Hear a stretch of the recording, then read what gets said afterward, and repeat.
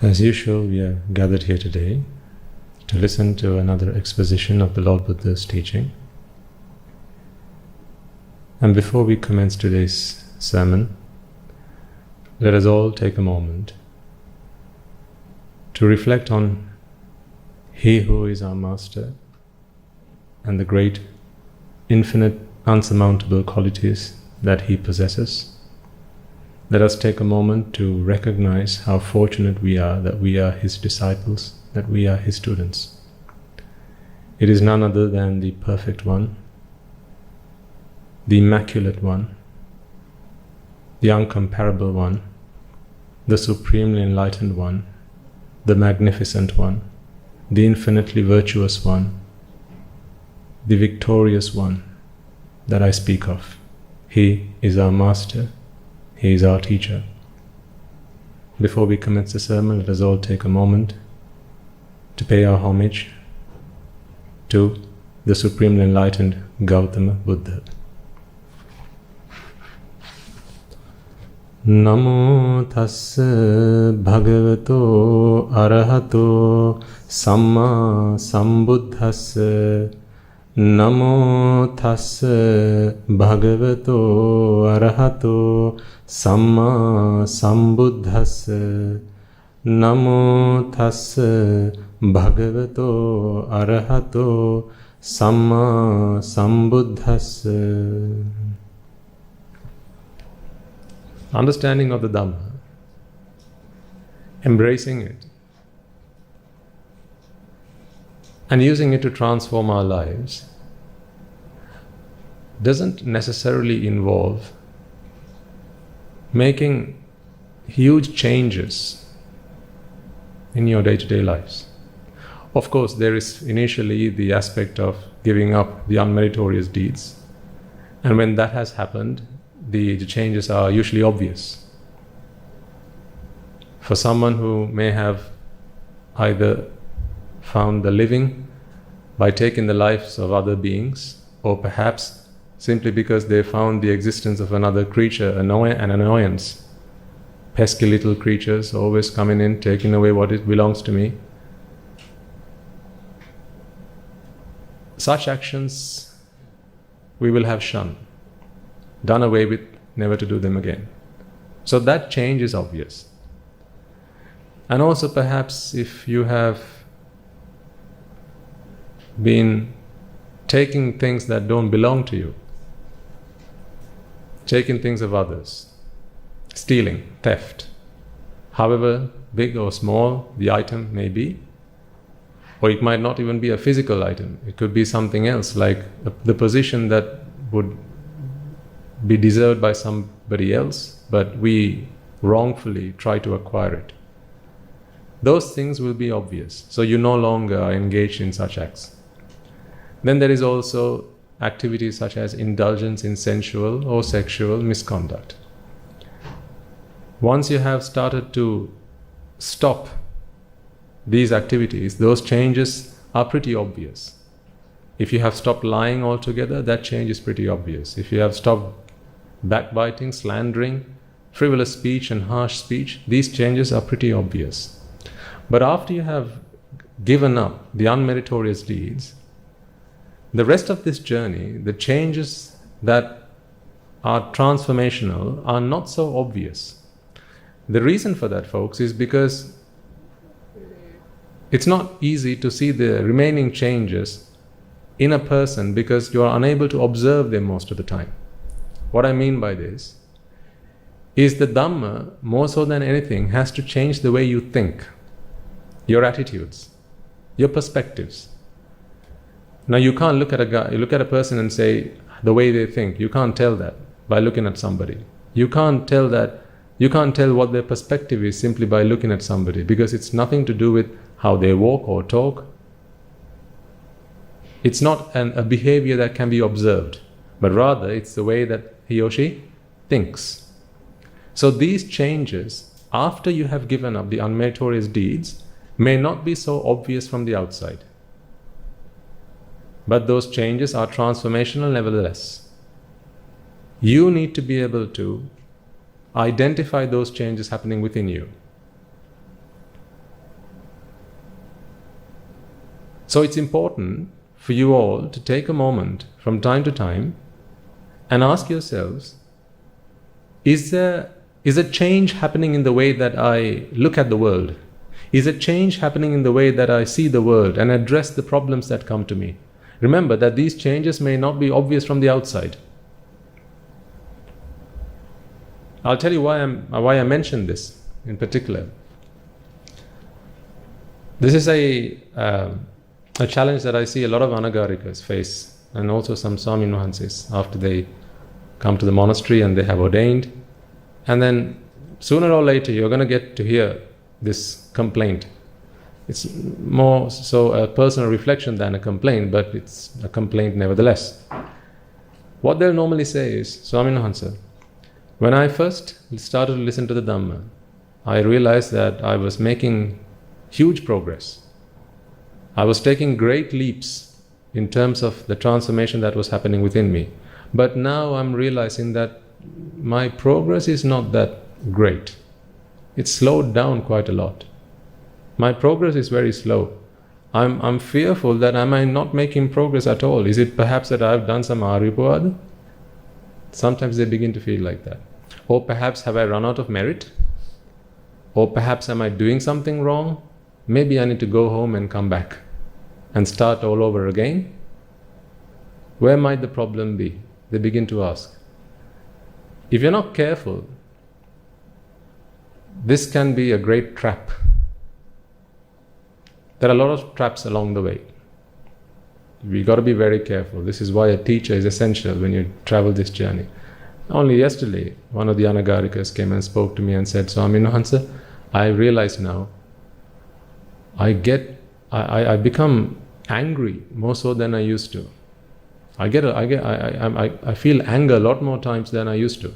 I think I'm becoming more angry than I used to be. So he's feeling that he's not making any progress in the Dhamma. In fact, he's feeling that he's taking reverse steps.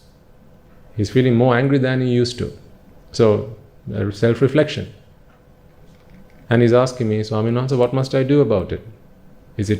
Should I meditate? Should I maybe listen to the Dhamma? Maybe can you give me some advice? I said, yes, I can give you some advice. The advice is, just continue doing whatever it is you're doing. He said, how so? I said, well, the problem is, it's not that you're getting more angry than you used to.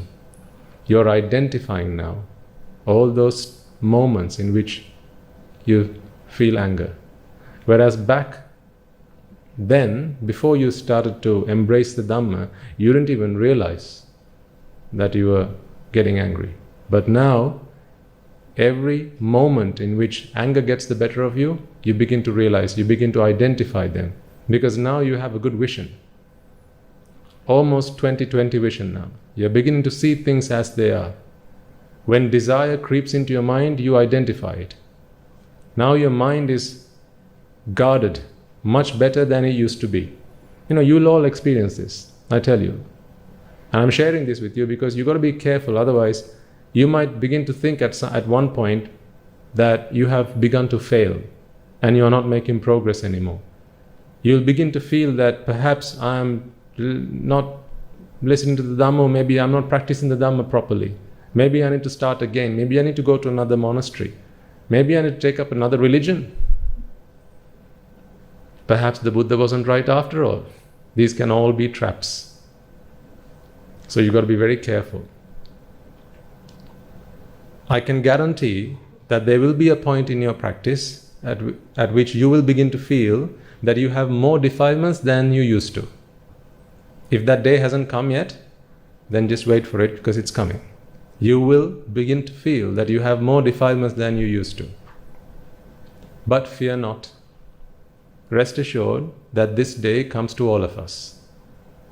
It's not a case of you have more defilements than you used to. In fact, you have less defilements than you used to. But what's also happening alongside is you're beginning to identify them much, much, much better than you used to. Which gives you the impression that you have more defilements than you used to. Have you not come across that day yet? If you haven't, it's coming. So I'm sharing this advice with you because if you don't prepare yourself for this day, when this day comes knocking on your door, you will begin to feel quite upset about yourself. You will begin to feel that you have not made any progress in the Dhamma. Because remember, these initial transformations, giving up the unmeritorious deeds, the consequences of those are very obvious. You used to kill, you don't kill anymore. You used to take what belongs to others, you don't do that anymore. Sensual, sexual indulgences don't take an important part of your life anymore. You've given up watching TV even. Not that that's necessary, but perhaps that's a change you've made. You have given up taking intoxicants. Again, not that that's necessary, but it's a change that you have made. You've given up lying, you've given up backbiting, you've given up slander, you don't engage in frivolous speech anymore, wasteful talk of no value to anybody. Now, you've given up all these things, and those changes are very obvious. And your neighbors, your family will start commenting on them. They'll say, oh, you're not like you used to be, you're very different now. And those positive messages will encourage you. You will begin to feel very good about yourself. Right? When your family begin to congratulate you and felicitate you and encourage you, these positive tones will be very encouraging. But once you've given up all those bad habits, the rest of the journey is a mental transformation that your family won't be able to observe. So, the positive sentiments that used to come, those positive comments that used to come, the good feedback that used to come, probably will start to die down. And when that happens, you will begin to think, I'm not getting those good comments anymore. Am I not making any progress? I'm listening to the sermons every day. I'm going to the monastery, I'm taking part in the meditation programs, but I'm not seeing any change. So rest assured, if that day didn't come to you last year, it will come to you this year. And sometimes that can be quite a period of time, maybe a few weeks, maybe a few months, where you begin to feel that no progress is being made. But do not worry. Also, and the worst part of it is, you'll begin to feel that you have more defilements than you used to. That can be quite a negative experience, but that is not the case. That's just a trap. Don't fall for it. So if you're beginning to realize that you have more defilements than you used to, I would celebrate that. That's good. It's not that you have more defilements than you used to. It just means that you are now able to identify yourself better than you used to. So as a result of that, the remaining transformation is a mental transformation. See, when we first started doing our sermons, can't remember how long back was it? A year ago? 1.5 years? About that? Okay. Let's say 1.5 years ago, roughly. We still used to observe the precepts and pay homage to the Noble Triple Gem, and this is, we're doing the same things today. That's not changed. But something has to have changed. When you say Buddhang Saranang Gacchami, how you feel about what you say has to have changed. It must have changed. The words are the same, but how you feel about them, those feelings that come into your mind, the way you see them, the profoundness of what it is you're saying has to have changed. Buddhang Saranang Gacchami, if it means to you what it meant to you when you were 5 years old or 6 years old and observing precepts for the first time, and you only said it because Achiyama said Buddhang Saranang Gacchami, and that's why you're saying it again still today, then not a lot has changed. But today when you say Buddhang Saranang Gacchami, Dhammang Saranang Gacchami, Sanghang Saranang Gacchami, if you are recognizing the gravity of those words, the profoundness of these words, there's certainly a mental transformation, an internal transformation that has happened. You cannot be coming along to these sermons every week and tell me, Swami Nuhansa Buddhang Saranang Gacchami means what it means to me, what it did 15 years ago. You can't tell me that, because it cannot. It has to mean something entirely different. The profoundness, the gravity of those words will have evolved within you. Because today you are beginning to recognize how much you have changed over the last 6 months, over the last year, over the last 1.5 years, over the last 2 years, 3 years, 4 years, so on and so forth. So you see, what you're saying, what you're doing, after the unmeritorious deeds have stopped, from there on, it's the usual stuff. As a Swaminathan said, I'll be doing the usual things, the same things I'll be doing when I ordained. That hasn't changed.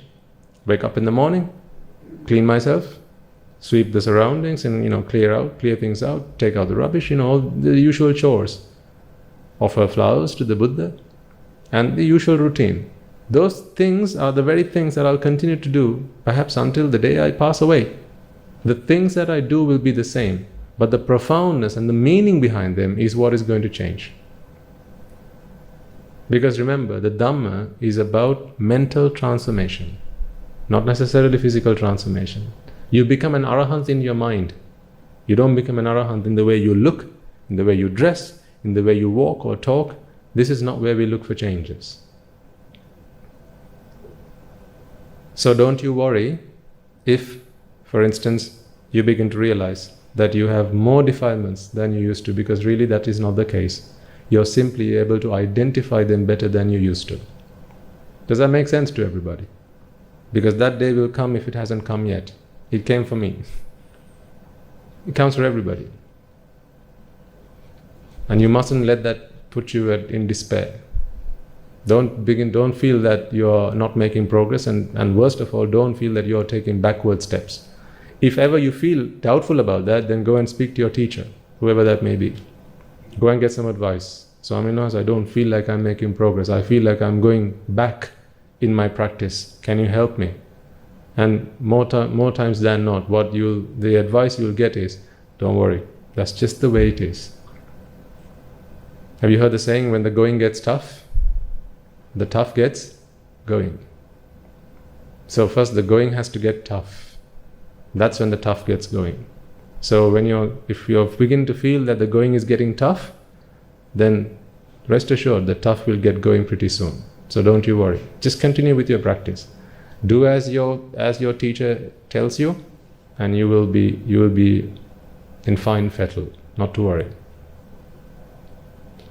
Engage in as many meritorious deeds as you possibly can. One thing I want you all to do is, whatever meritorious deed is going to be happening in your locality, in your village, in your town, get involved in all of that.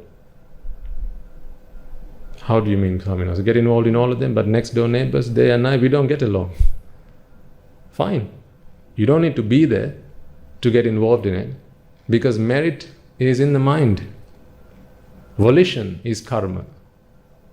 It's how you think. So you don't have to be there in person. You don't have to physically engage in that deed. You can do it mentally. If you see someone offering someone a seat when you're traveling in the bus, right? Person gets up, offers a seat to an elderly person or a pregnant mother. In your mind, what's stopping you from saying the word sadhu sadhu? It's a habit I've gotten into. Whenever I hear someone having done something good, however small or large it may be, because remember, merit is not in the action. Because you might tell, offering a seat to someone, that's just manners. What's the merit in that? That's just manners. No, it's not. Because the deed might be a very regular thing, but how you see it, how you observe it, this is what I'm talking about. The profoundness of the event is not in the event. It's in the way you think about it. It's in your perspective. This is a human being offering a seat to another human being. Remember, it's a human being. A human being is no ordinary being. Don't you forget that. Remember last week we watched the 7 wonders? Is it an easy task to become a human? To be human requires a huge amount of merit, terrible amounts of merit. So a human being is no ordinary being. Among all the trillions and gazillions of beings out there, being a human being is no ordinary task. So offering a seat to another human being alone is a hugely meritorious deed, but the merit is not in the deed. It may be that the person who's actually offering the seat doesn't recognize this. He doesn't realize it. To him, it's just, I have to get up and give my seat now. Why did they have to get on this bus? Couldn't they have waited until the next bus came along? Plenty of seats on the bus behind me. Why did they have to get into this bus? Oh, damn it, they caught me waking up or awake. I've seen people reading the newspaper when someone gets into the bus. Sometimes it's this way down.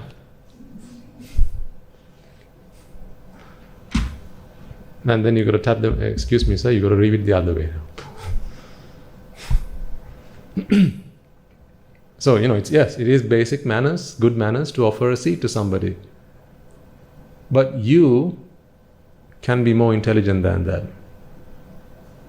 Once offering a seat to the other person, you are observing this, and in your mind, say the word sadhu sadhu.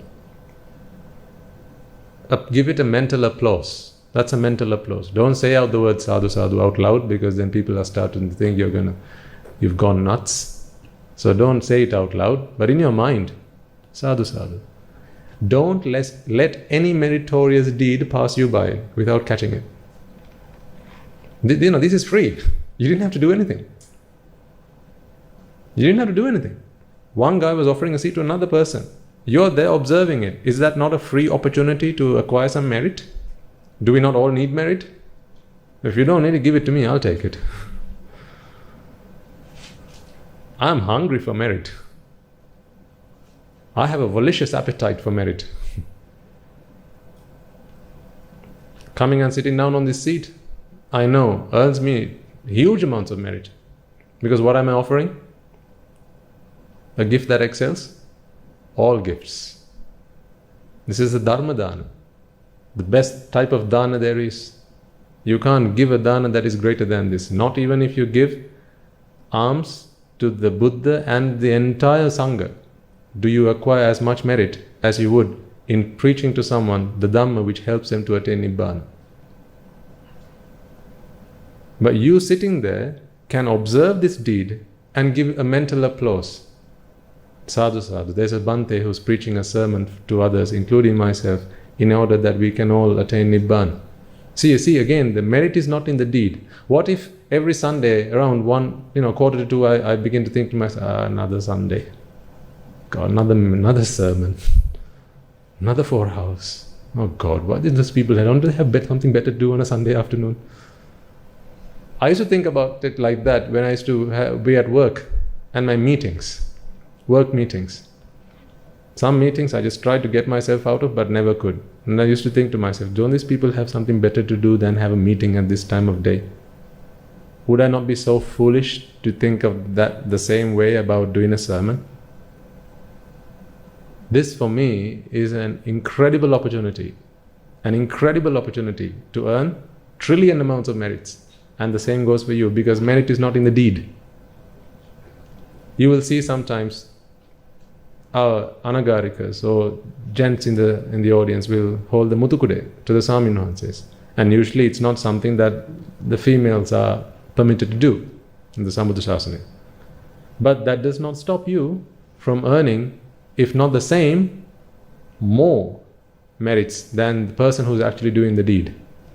Because if merit was in the deed, you could give a mutukude to a dead man. If the merit was in the deed, a dead body holding a mutukude and the Swamin Wahanse walking underneath it, does it earn that person any merit? No. Because merit is in the mind, in the volition, in the intention. It's not in the deed, it's not in the mutukude. So you don't need to be holding it. You don't even need to be there. You just need to be able to acknowledge and appreciate that this is a good thing to be done. This is a meritorious deed, and in your mind, get into the habit of giving a mental applause. Like when we see someone perform on stage, you give an applause, right? Put your hands together, give a clap. That's a physical applause. But get into the habit of whenever you see something meritorious, give a mental applause. The best way to do that is just say sadhu sadhu. If you can say it out loud, even better. But there will be circumstances in which you shouldn't be doing it. Even if you could, you shouldn't be. Because that will look out of place. And you look very odd. You don't need to stand out like a sore thumb. Right? So just give a mental applause. This is why I say, right, in the new year, wherever you see a meritorious deed taking place, in your village, at school, in the workplace, make sure that you engage in that merit through your mind. It may be just someone's making someone a cup of tea. As you walk past it, right, working past the kitchen, someone's making someone a cup of tea, or someone's offering someone a cup of tea. In your mind, you can just say, sadhu, sadhu. Have you played those games, those computer games, where there's one called Train Run or something, I can't remember the name now. This is, so you got to keep running. Has everyone played Mario? Mario? I'm old school. Right, so Mario, you have Mario, Super Mario, who's got to run and who's got to collect these golden coins, and those coins enables him to power up and gives him extra lives and things like that. I want you all to be like Mario. These coins are the meritorious deeds that are happening. Mario misses some of them, and then a few moments later you realize, I shouldn't have done that. I should have said that. I shouldn't have said that. I was too hasty in my response. I shouldn't have said that. Sometimes it's at the end of the day you begin to realize this. Sometimes it's the next day. That's when you begin to regret, right? What I said to that person that day, that was just so below the belt. I shouldn't have said that. It was not nice of me to say that. But now it's after the fact. That's okay. At least you're beginning to realize it a day later. The problem is if you don't realize it at all. So you're beginning to realize this. What you need to offer, what you need to afford you is that bit of time. So time can give you a great advantage to calculate your response before you go with your instinct. Because your instinct is going to be Raga, Dvesha, Moha response. When you practice the Dhamma, your instincts are going to change. And then your response will be Vita Raga, Vita Dosa, Vita Moha response. Free of Raga, free of Dvesha, and free of Moha. But right now, it will be through Raga, Dvesha, and Moha. Right? So through the practicing of the Noble Eightfold Path, we remove Raga, Dvesha, Moha from your mind. And then those responses are clear, free of defilements. But for that, as I say, you need some time. This is a way to buy some time. That's why I'm saying this is a coping mechanism. This is not Nibbana. It's just a coping mechanism. Another thing you could do is lend your ear. That's also a dana. You're lending an ear or lending an ear to somebody. If someone's angry, right, what they're looking for is somewhere to, they're looking for a bin, essentially. They've got some rubbish and they want to discard it. They're looking for a bin. Can you not be the bin? So this looks like a bin, doesn't it? If you turn it to the side. Yeah. Turn it to the side. On its side, now it looks like a bin, right? There's a hole. We can drop things in there. You got two of them. Why don't you become a bin for someone to discard their rubbish? One, it helps with your ego. If you can bring yourself, if you can make yourself humble enough to be somebody else's bin for their rubbish, that's really humbling. That it's you can practice humility and humbleness through that. And secondly, you can earn merit. Remember, this person is vexed. They're looking for a way to relieve themselves of vexation. How does one earn merit? Why is it if you offer a glass of water to somebody who's thirsty, why is that meritorious? Because you're helping somebody relieve themselves of vexation. Someone's angry. They need some way to vent their frustration and vent their anger. Are you not presented with an opportunity to earn merit? Why do you kick it? Why do you pass it by instead of making use of it? Someone's angry. They need to vent themselves of that frustration, their anger, and they're looking for somebody to take it. So I've got a ball to throw. I just need someone to catch it. And if you catch it, you earn merit. So who here doesn't want that ball? Are you ready then? I'm going to throw the ball at you. See, again, a great coping mechanism. If someone's angry, I would even say, why don't you volunteer? Have you guys gotten involved in volunteering in some way or the other? Right? We volunteer for various things. Volunteer, you give blood. You volunteer in the community. Right? Various volunteering things people do. Volunteering activities. Here's another way to volunteer. Someone's angry. They need someone to catch the ball. In other words, they want someone to be the bin into which they can discard their rubbish. How about you volunteer? This is a Shramadana. Is it not? Don't we not engage in Shramadana, go around cleaning the neighborhood, right? Picking up litter and rubbish that people have dropped everywhere, collecting them into bags and go and discard them, right? Cleaning the environment. Do we not do that? Have you not done that? Yes. So here's another Shramadana you can do. There's a guy who's angry. They've got rubbish they want to throw away. Why don't you go and become the bin? That's a Shramadana. You're lending your ear. Someone's angry. What should you say? Hey, let me. Usually what we do is if someone's angry, you avoid them. That's the natural instinct. Someone's angry, you avoid talking to them. But really, you can earn a lot of merit. What they're looking for is someone to vent their anger with. How about you volunteer? I think I shared with you a situation that happened in my life. There was a person that, this happened after I had become a monk. There's a particular, there's a person who is, whenever you're on the phone with them, usually they get very angry. Okay, this person, a male person, gets very angry. And I usually try and avoid getting on the phone with this person. So one day, this person had sent a message with Indus Umanahandro that he wanted to talk to me. And now I know when I pick up the phone, I'm just going to get sworn at or going to get shouted at. And so I try and avoid these situations because I didn't like that. Then one day Guru Hamd realized that I was avoiding this. So one day, in fact, I even took the phone to Guru Swaminathan. I said, Swaminathan, I think this person wants to talk to you. Do you mind? He said, why does he want to talk to me? I don't know. Just why don't you answer the phone and see? I said, no, you should tell me. Seriously, is he wanting to talk to me or does he want to talk to you? So I looked down and then he realized, I see. Okay, you've got a problem. That's a defilement. You need to work on it. So he forced me to pick up the phone and answer the call. So then that day I realized, here's a person who's angry. They just need somebody to vent their vexation. Have you not realized a lot of people, when they get angry, after they've vented their anger, they're just normal people. They're so cool after that. Like a Coke can. If you shake it enough and then once you take the lid off, then there's, all the fizzy stuff, all that, the effervescence. That happens for a little while and after that it's just normal. Like any old drink. All the fizz goes away.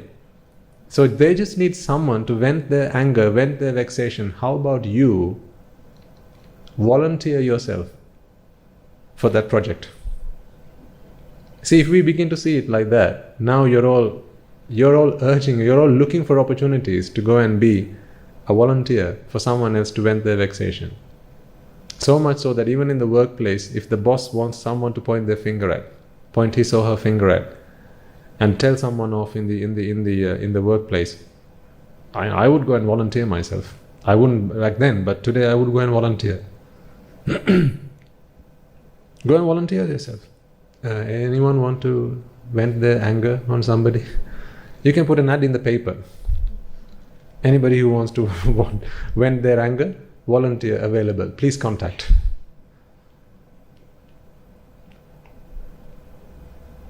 See, now, when you begin to see this as in this way, you are beginning to see opportunities rather than problems. We spoke about this some time ago. You begin to see opportunities rather than challenges. That's why I said, remember, don't wish it was easier. Wish you were better. Don't wish for less problems. Wish for more skills. Don't wish for less challenges. Wish for more wisdom. What I'm trying to give you is a new perspective. Because the glass can be both half empty as well as half full. It's just a difference in perspective. You're talking about the same thing. Half empty, half full. You're talking about the same thing. Just depends on how you look at it. If when you see an angry man and you can see that they're really angry, they want to shout at somebody, you think, walk away. How about you change your perspective and think, here's an opportunity for me to earn merit, because what they need is somebody to vent their anger with. Let me go and volunteer myself. So, keep yourself safe. Okay, so if they've got a weapon in their hand, then don't walk away. But what I'm saying is, if it's a normal situation where they just want someone to vent their anger, you can be that person. Have you heard of agony aunts? There are people who are like that. When someone's got a problem, we call them Duggannaralas. Right? Duggannaralas. I'm a Duggannarala now at the monastery. Someone has a problem, come and talk to me. Because usually what people need is just someone to talk to. A lot of the time, I don't know if you realize this, a lot of people, they have both the problem and the solution. They have it inside of them. All they need is someone to talk to so that the problem and the solution can be taken out of them. They just need someone, they just need an ear. What they don't realize is they could just go and do the same thing looking at a rubber tree. They could do that. Or they could do it sitting in front of a rock. They could do that. But of course, you need someone who is empathetic, who have emotions, who has feelings, so you can have a conversation.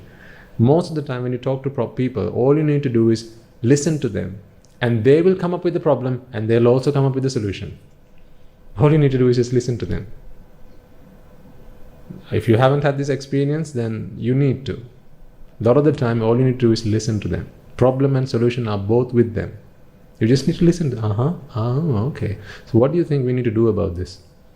They've come to you looking for answers. Just turn it back on them. So how do you think we should handle this problem?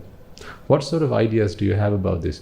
So Amanas, I think if you do this, yes, that's really good. Yeah, let's try that. I didn't say anything. I didn't offer anything new. All I did was listen to them. But did I not earn merit in doing that? Because I allowed them. I was just a sounding board. I was just there for them to bounce their balls and to see which of them bounce back, which of them can carry. I was just doing that. So that's a huge service. This is Ramadana. So you can use that as another technique.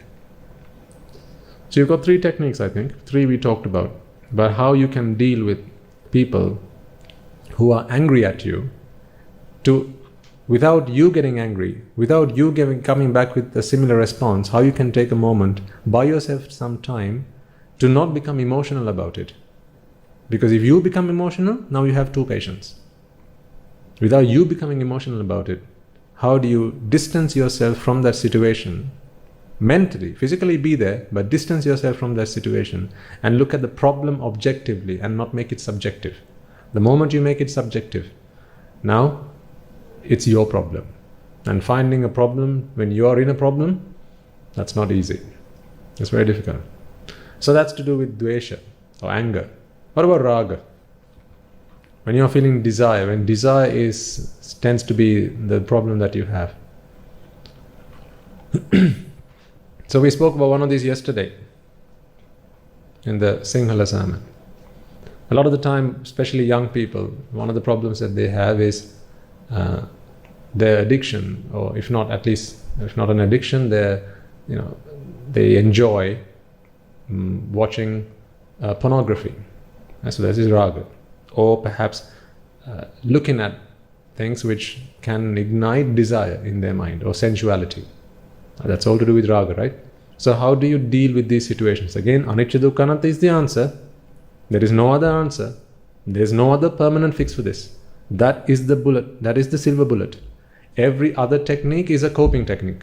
It's a coping mechanism. It's not the perfect answer. Do you all understand that? I keep emphasizing this because I don't want you all to walk away thinking, right, from today onwards, I'm just going to do that. It doesn't work like that. These are all coping mechanisms. Okay?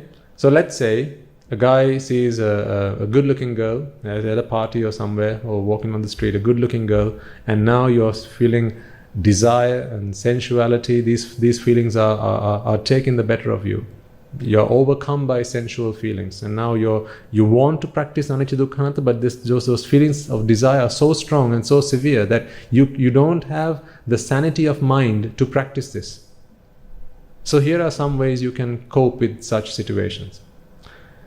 One of the things you can do is, if you accept the fact that rebirth exists, okay, you got to accept that first. It's only on that basis you can do this. If you don't accept that, then you can't. This doesn't work. If you accept that rebirth exists, okay, so the concept of rebirth is real, This person that you are feeling sensual thoughts towards, with the Buddha having said that there's not a single being in this universe who has not been a mother to you or a father to you, this person at whom you're having sensual thoughts will have surely been a mother to you at some point, wouldn't they? Right? It could have been in your last birth. So in your last birth, this girl who you're having sensual thoughts towards, desirous thoughts towards, was your mother who cradled you, fed you, looked after you, shed sweat, blood and tears on your behalf. Do you think it's right that you can now look at them and have sensual thoughts towards them? Thoughts of desire and sensual thoughts? That just doesn't, it seems so wrong, does it not? So on the basis that you accept that rebirth is real, if you don't accept rebirth, then this doesn't work. But on the basis that rebirth actually works, and if you accept that the Buddha's word, whereby he said, there's not a single creature who's not been a mother to you, who's not been a father to you, who's not been a brother or sister to you. That's how long you've come through in samsara. That's how long you've come through in samsara. Then there's not a single person that you can see who has not been a close connection of yours. So if you're sensing, if you're seeing, it could be a male or a female, okay, whichever applies in your situation, and you're feeling sensual thoughts or desirous thoughts, and they're so strong that you can't overcome them. One of the best coping techniques, again, coping techniques, that you got to put that in capitals. Coping, this is a coping mechanism. You got to realize that actually they've been a mother to you, they've also been a father to you. How can you today have sensual thoughts towards someone who was a mother to you in your previous birth? How can you have sensual thoughts towards someone who's been a father to you in your previous births? I mean, that just seems so wrong, does it not? I mean, it brings up feelings of disgust more than anything else. So that's one coping mechanism. It's only a coping mechanism. So that's one.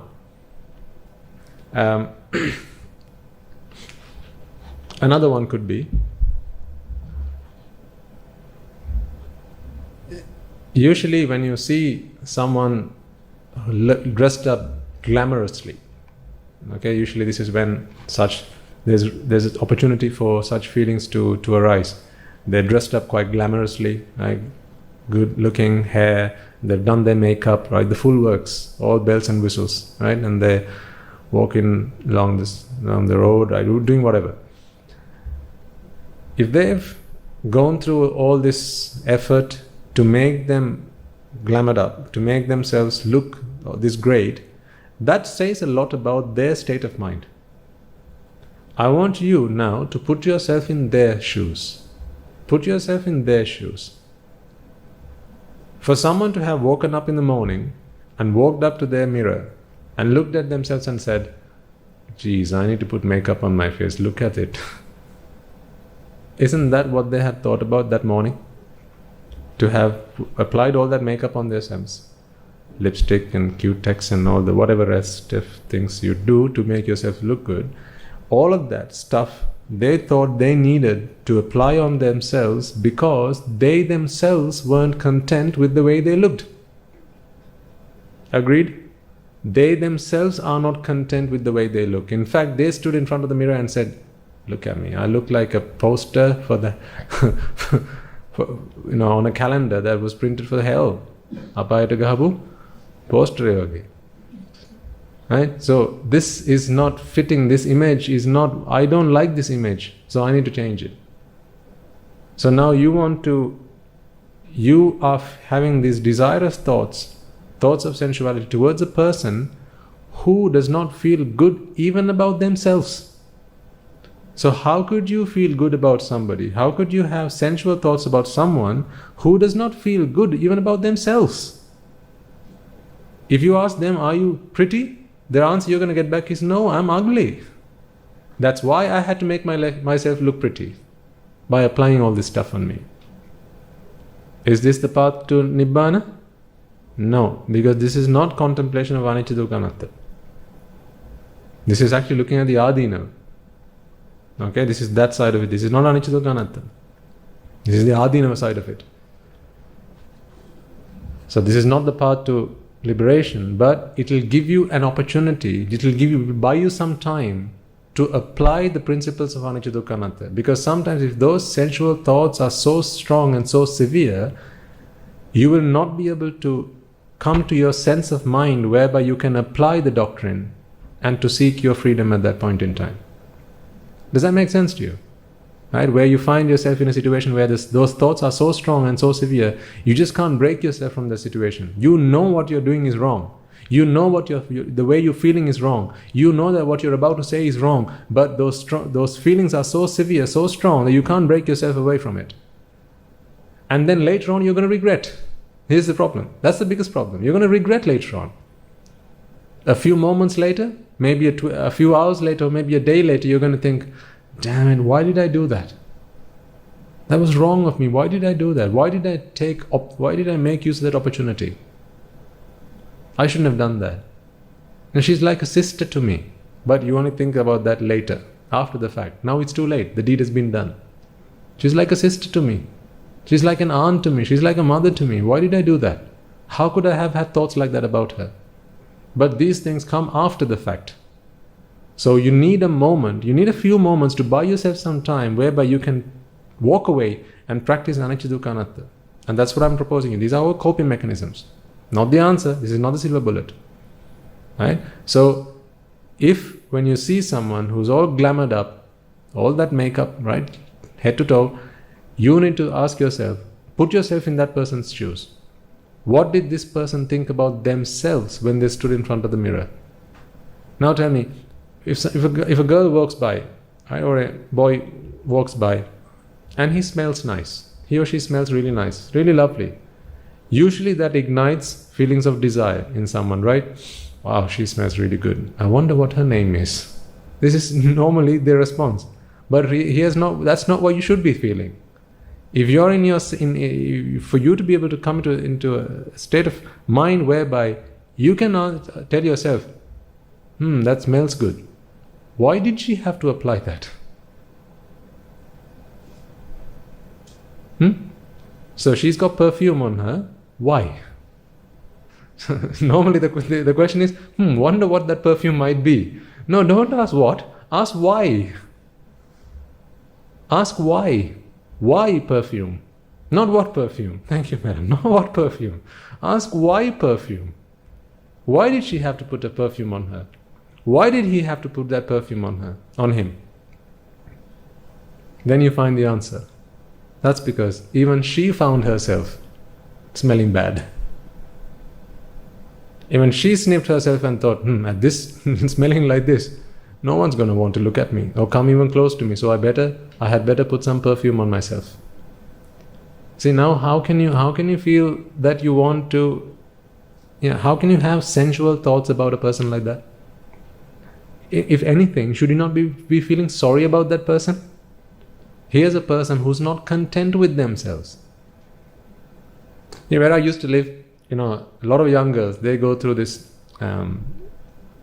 enlargement surgeries, right? Breast enlargement and various other features of their body. They go under the knife to augment them or make them change the sizes, right? See, for a guy to find that attractive, I think there's something really wrong. Because what does that tell about that person? If you observe someone who's gone under the knife, changed the size of whatever part of their body, and then for someone to be observing that person and say, wow, now that looks good, does that not tell something, the fact that she or he had to go under the knife to change a part of his body? Does that not tell you that he or she is not content with his or her own body? Well, if he or she is not content with their own body, how can somebody else be? That's like, I've got a car, I can't drive it. Would you like to borrow it? I have a car. You can't drive it. I tried it, can't drive it. Would you like to borrow it? Why would you? You can't be driven. So why would you try and borrow it? See, think about it. So that's another coping mechanism. It's not the silver bullet, it's simply a coping mechanism. Ask yourself, why did that person have to put makeup? Not what the makeup is, but why makeup? Not what the perfume is, but why perfume? Not what that shoes are, why those shoes? See, some people spend a lot of money on shoes. Some people spend a lot of money on accessories. Earrings and garlands and necklaces and all sorts of things. Again, I'm not saying don't do any of these things. If you live in normal society, you're going to have to conform with usual practices in society. Do them, that's fine. But at least when you do them, you know why you do them, right? When you go in front of the mirror and you brush your hair, when you apply some makeup, is it wrong to apply makeup? Is it? No, of course not. It's not wrong to apply makeup. As a monk, I'm not permitted to use any makeup. As a monk, I'm not permitted to use any deodorant or anything like that. I'm not permitted. Had the Buddha not laid out any rules against that, I would have. Why? Because that smell can be offensive to somebody else. I have no problem with that. But a sweaty armpit can be quite offensive to somebody else. Because people who live in this world, the rest of them are not arahants. Only to an arahant does a smell not smell disgusting. To them there are no lovely smells or disgusting smells. To them the smell is just a smell. So if you travel in public transport or you are in the presence of others, then please make yourself presentable. And please continue to do so until you enter robes. If you are in robes, then there is no longer the requirement to dress yourself up, to beautify yourself. You don't need any cosmetics. Right? We live a very simple life. But had I been a layperson, I would have continued to do it. Even today I would have done it. I would have worn a deo, I would have used whatever creams and things like that, just so that I'm presentable. If you work in the workplace, if you have to deal with customers, you got to look the part, right? You can't just be good at your job, you got to look the part. If you don't look good, then you're not going to be of any value to your business most of the time. So it's fine, do them. But as you do it, ask yourself, why is it that I have to do it? When you brush your teeth in the morning, ask yourself, why is it I have to brush? So then you don't enjoy the experience. You just realize that I have to do it. Because otherwise the consequences are quite terrible. Therefore I'm having to do it.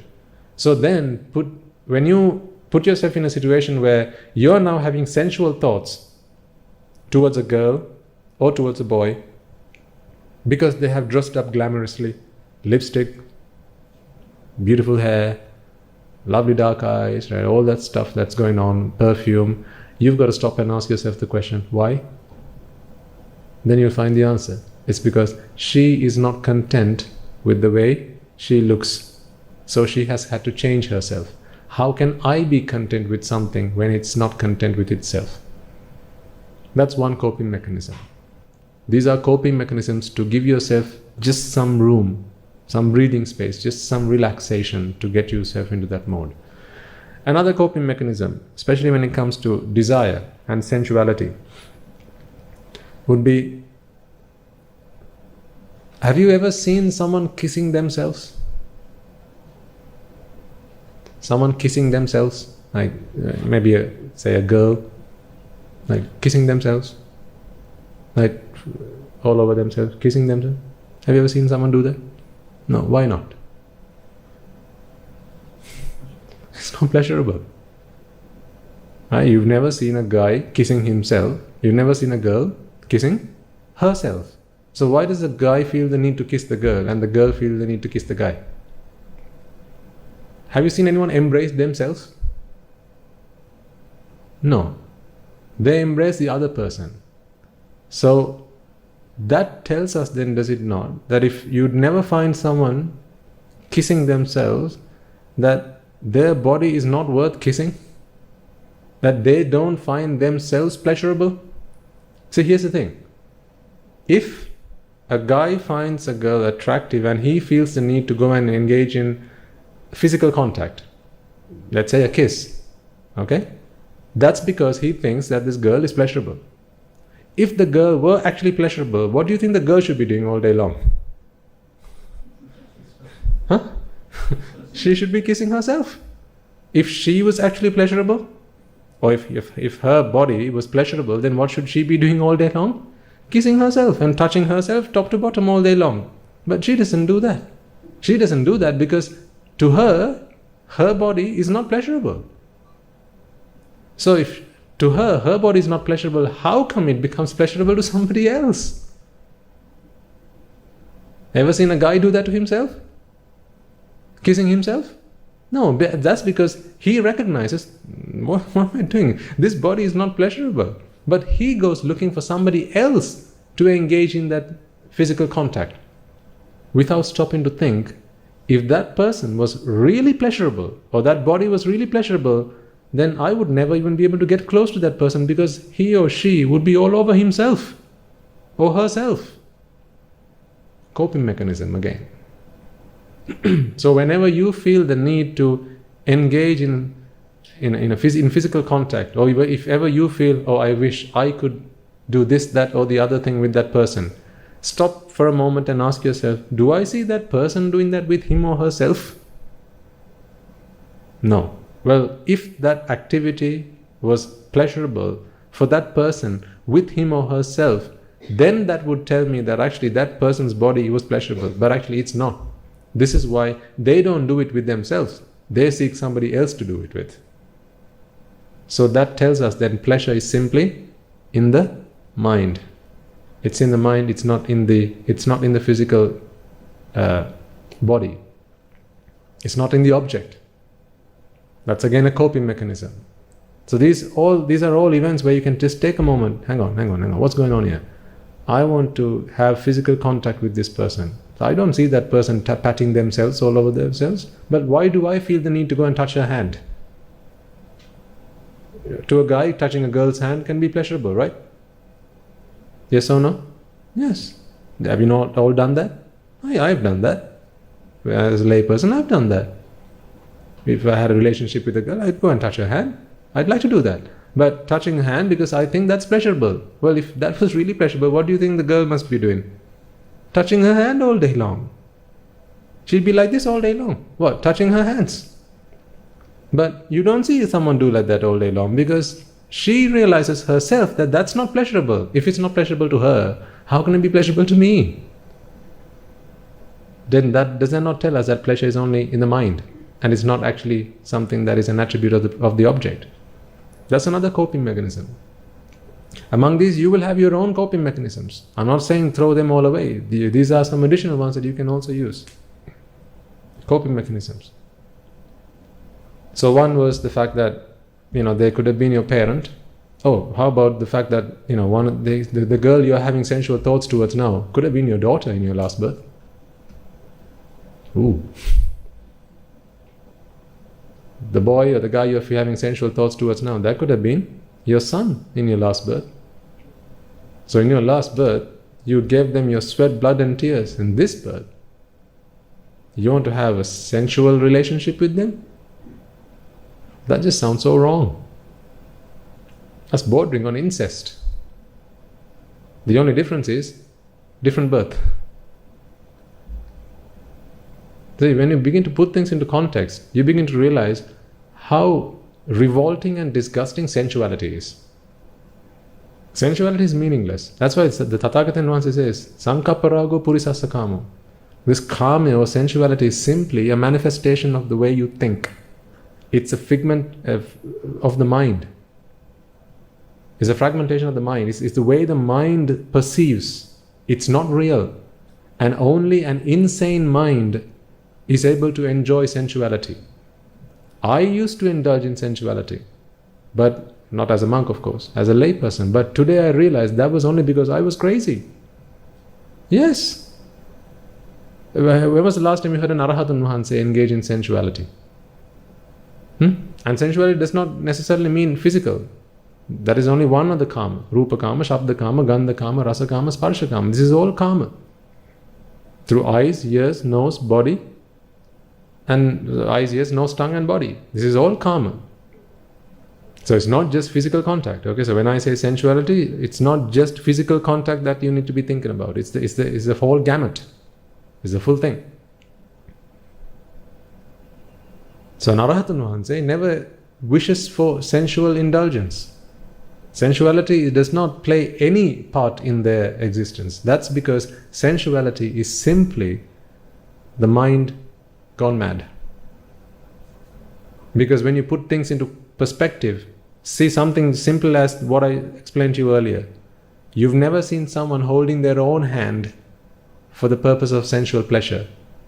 But why do we feel the need to hold somebody's hand for the purpose of sensual pleasure? Does that not tell us something? Does that not tell us that sensuality is only in the mind and it's not really out there? See how we fool ourselves when we don't take a moment to stop and think.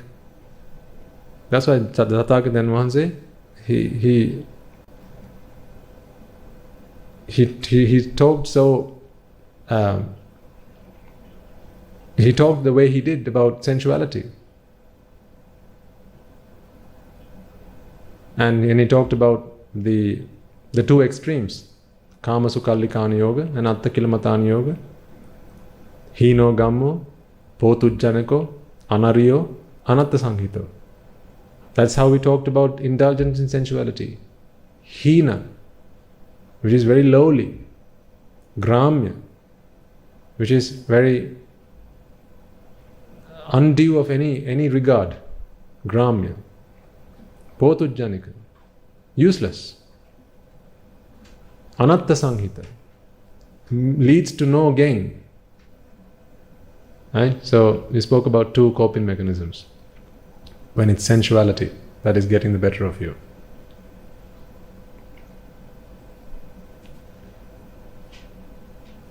There'll be others, which none come to mind as of now, but if I'm reminded of others, I'll share with you.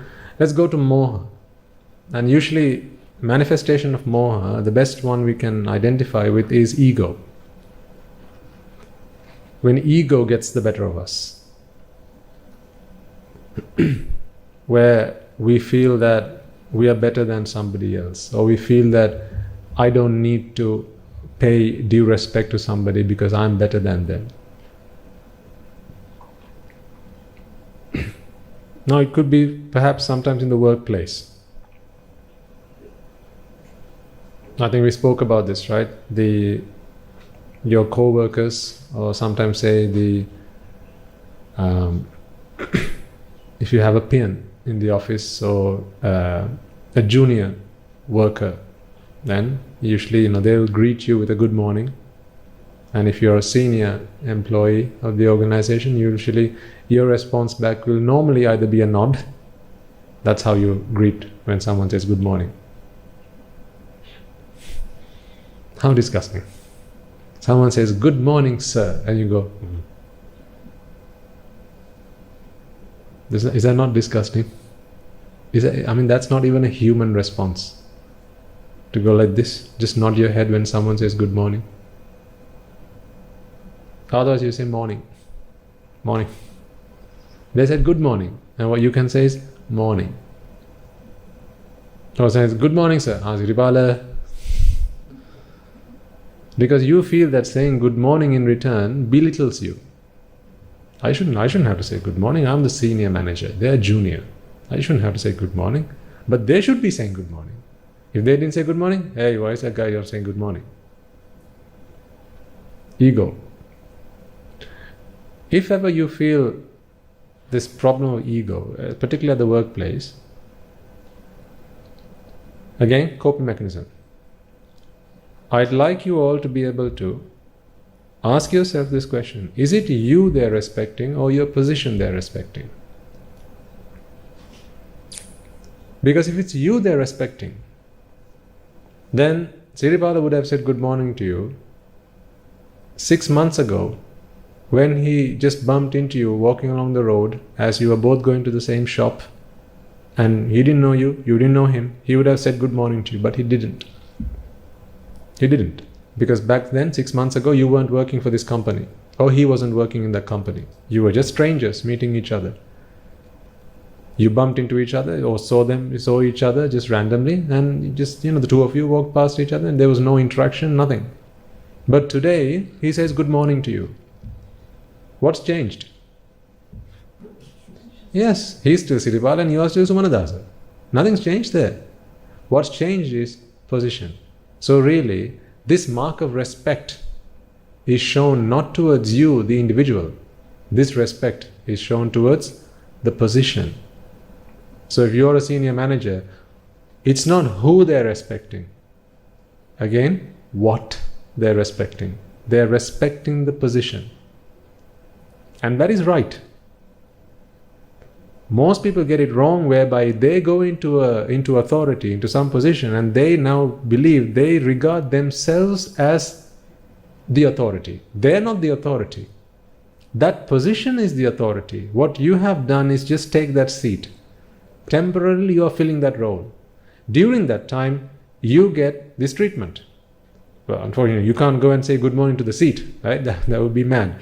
So you say good morning to the person who's taking that seat only because this is a mark of respect to the position, not to you as the individual.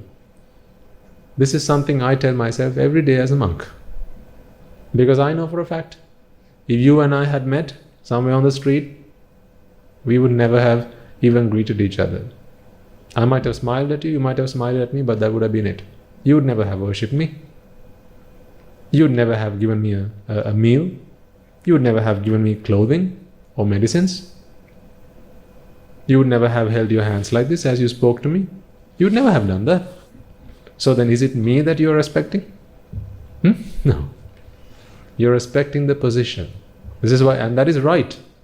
What you should respect is the Mahasangha, not the individual. Because what we do as members of the Sangha is just take that position. That's it. People keep flowing through this system. They come and go, they come and go, they come and go. Mahasangha, as I think we spoke about this last week or the week before, is simply a set of qualities. So, if you're the chairman of a company or a senior manager, think about the job posting, right? For them to have taken you on board, there would have been a job posting for which perhaps you would have applied, and then there had been an interview and you got the job. What if the other guy got the job? Now who would Siripala be saying good morning to? The other guy. Not to you, Sumanadasa. They'd be saying that to Nimal or whoever else would have gotten the job, not you.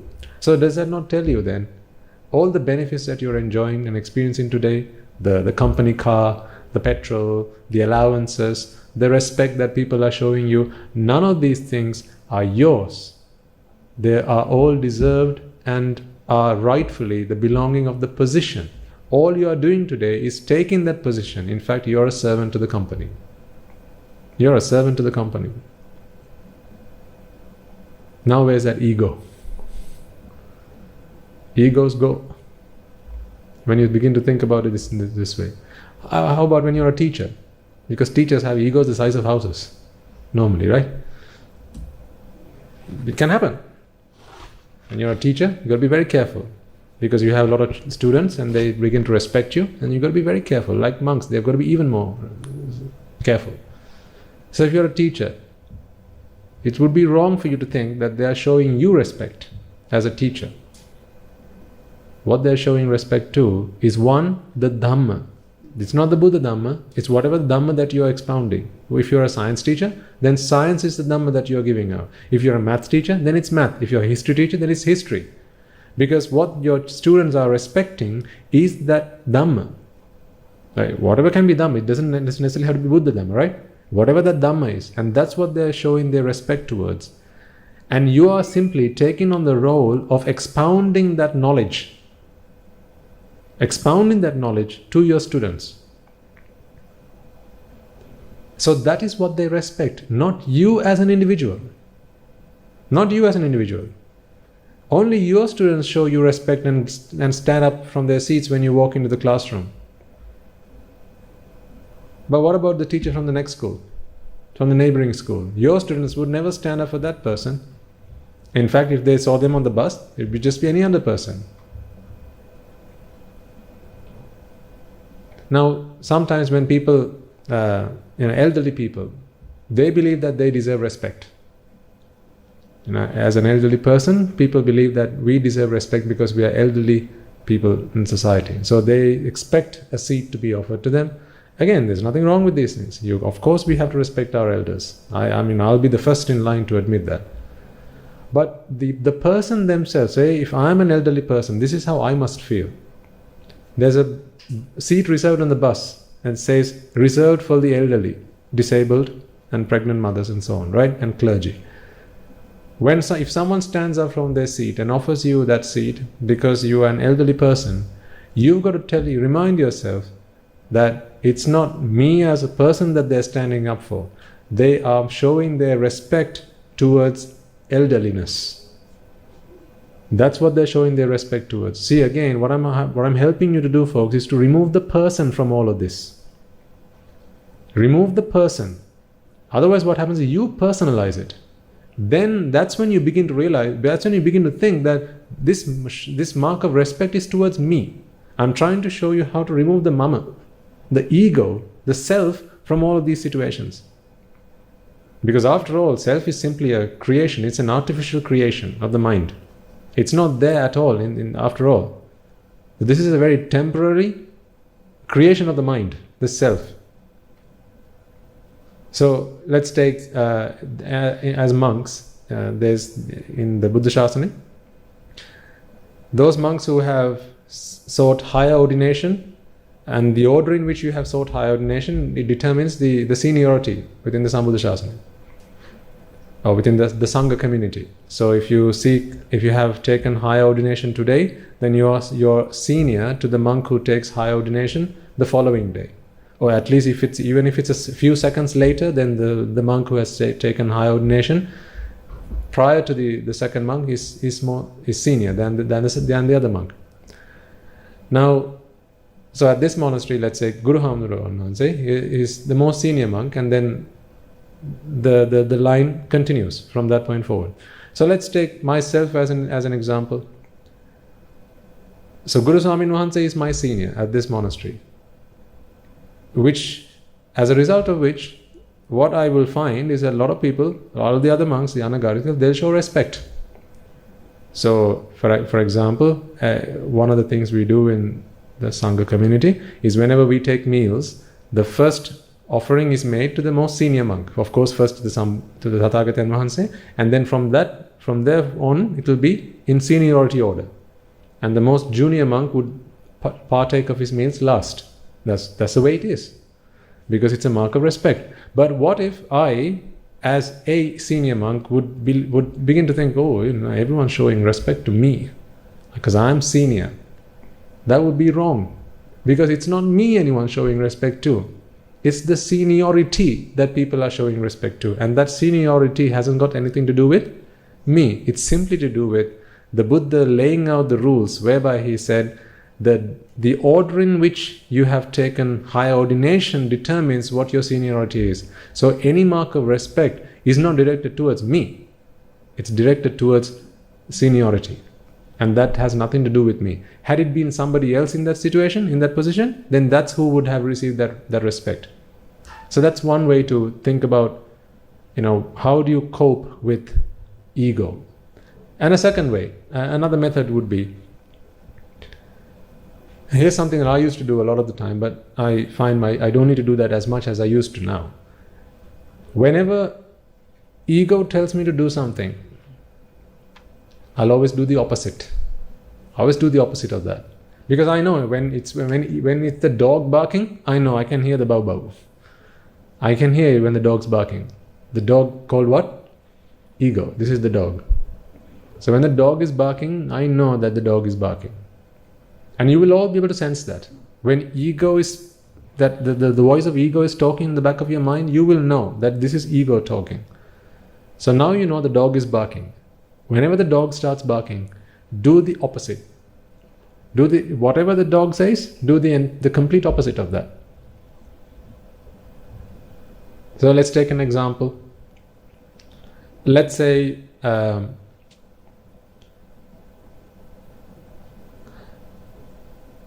you walk into a room and there are there are people there and they're all looking for a seat, and there's a seat, there are very few seats available in the room. Okay, you are you walk into the room and there are quite a few people who are stood up, and there's maybe 1 or 2 seats available. Your ego tells you, you should go and take that seat because you're elderly or you're senior, so you should go and take that seat. If you know that this is your ego barking, then do the opposite. Offer that seat to somebody else. Now you got to be very careful here. An Arahatun Mahanse, if he sees that there's a seat there, if he's also the most senior monk, he would go and take that seat. He would not hang around waiting, offering it to others. If he knows that he's the most senior monk there, he would go and take that seat because he knows fully well that this seat is deserved by the seniority here, not by him as the person, because he's an Arahant. He has no self that needs to be fostered. So that seat is deserved by the seniority, that he knows. But if it's someone who's not an Arahatun Mahanse, anybody else might feel that I deserve the seat not because of my seniority, but because I'm good. I deserve the seat. The self takes prominence there. So in that situation where there's a few seats, or there's 1 or 2 seats, and there's quite a few people standing around looking for a seat, if you feel that I deserve that seat, so I need to go and take it, for reasons other than the accepted customs and norms of what determines who gets to take a seat in that priority. If you feel that you need to go and take it simply because of the self and you feel that you are an important person, then do the complete opposite of that. Offer it to somebody else. Offer it to somebody else. Sometimes, the ego is a very funny one. Sometimes we like to show that we are humble. The dangerous word there is we like to show that we are humble. Being humble is fine. Humility is a good thing. But not when you want to show that you are humble. Not when you want to display and exhibit the fact that you are humble. Then that's ego. Some people, they go to great lengths to show that they are very humble. For instance, if there are seats to be taken, so I know some people, they'll go and take the lowest seat. There are plenty of seats to be taken, and that's not because that's the seat that they find comfortable, but they'll go and take the lowest seat because they want to show, they want to display, they want to exhibit that they are humble. That is also again ego taking the better of you. If it's your ego barking you to say go and take the lowest seat, do the complete opposite. Go and just take a normal seat. Don't go for the low seat. Particularly practitioners of the Dhamma may find themselves in that situation. Let's say you're here to, you're in the audience and you walked into this room and you want to find somewhere to sit. You may feel that, I'm now a practitioner of the Dhamma, I need to be humble, so therefore I'm going to go and take the seat right at the back. Because that's me showing my humbleness. If that is your ego barking, then do the complete opposite. Because if that's you trying to show your humility, if you try to demonstrate and display and exhibit your humbleness, then do the complete opposite, because otherwise you're falling trapped to your ego. But sometimes, that's why I say you've got to be doing this very carefully. Okay, that's not to say that anyone who goes and sits at the back has this problem. That's not what I'm saying. What I'm saying is you've got to be careful, because only you know when your ego is playing up. Only you know that, and you've got to be careful. So coping mechanisms. So that's another coping mechanism for ego, and this is usually the manifestation which we recognize of moha or delusion. So in addition to the ones that I have mentioned, you will also have others that you may be using in your own lives. So this is why I say what I have given you is not a categorical list of the coping mechanisms, but there'll be some that you can make use of. And just to add to remind you of what we spoke about in the sermon yesterday, when it comes to sensuality, is when you see, sometimes when we see people who we find quite attractive, we forget the fact that they are also people to begin with.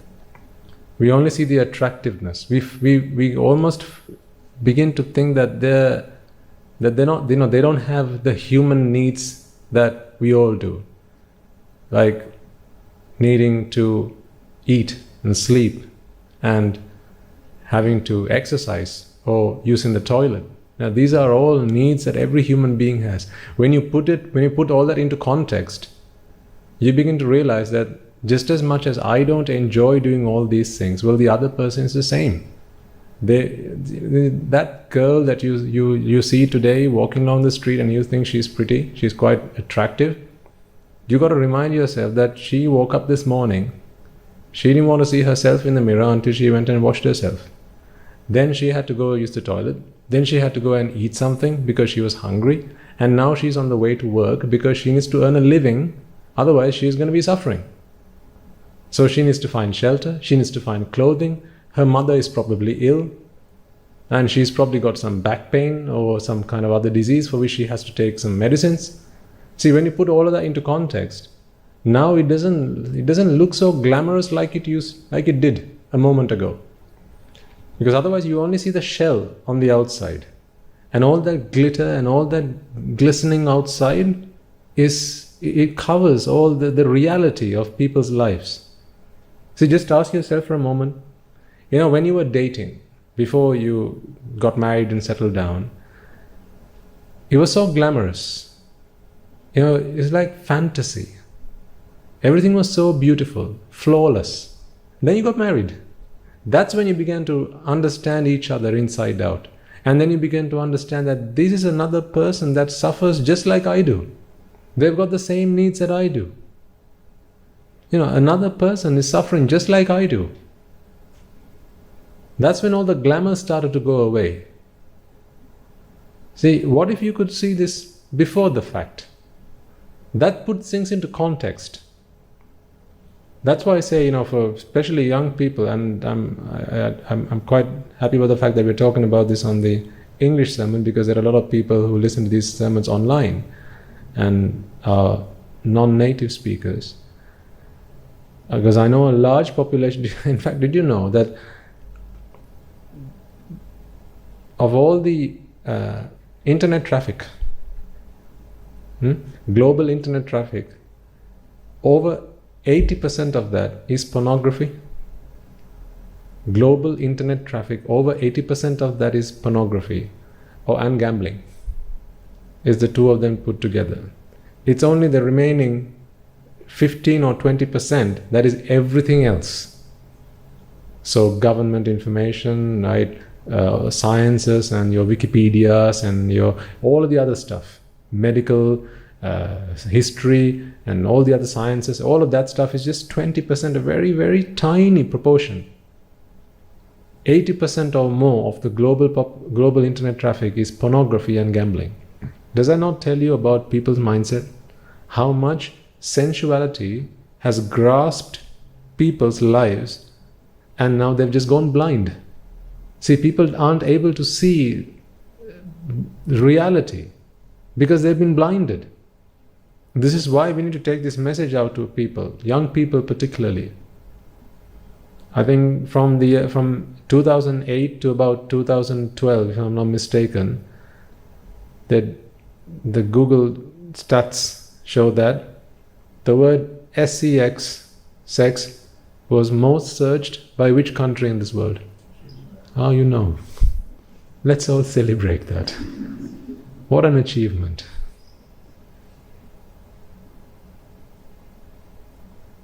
What does that tell about our young people population? Vexation. We've all sensed what sensuality is and the fire of that. How much we burn on the inside because of that. And if you, by whatever amount you have been able to extinguish that fire, by that amount today I will tell you that you're able to experience the bliss and the joy and the happiness of being able to let go of that fire, of putting out that fire. That's why an Arahatun Vahanse who has completely extinguished the fire of sensuality enjoys ultimate bliss. So then think about it, our population, both young, middle-aged, and also the elderly. Sri Lanka is a very small country in the world. Some maps you can't even see Sri Lanka. Such a small country in the world to hold the world record. To have hold the world record. To have searched that word most times using the Google search engine for 5 years in a row.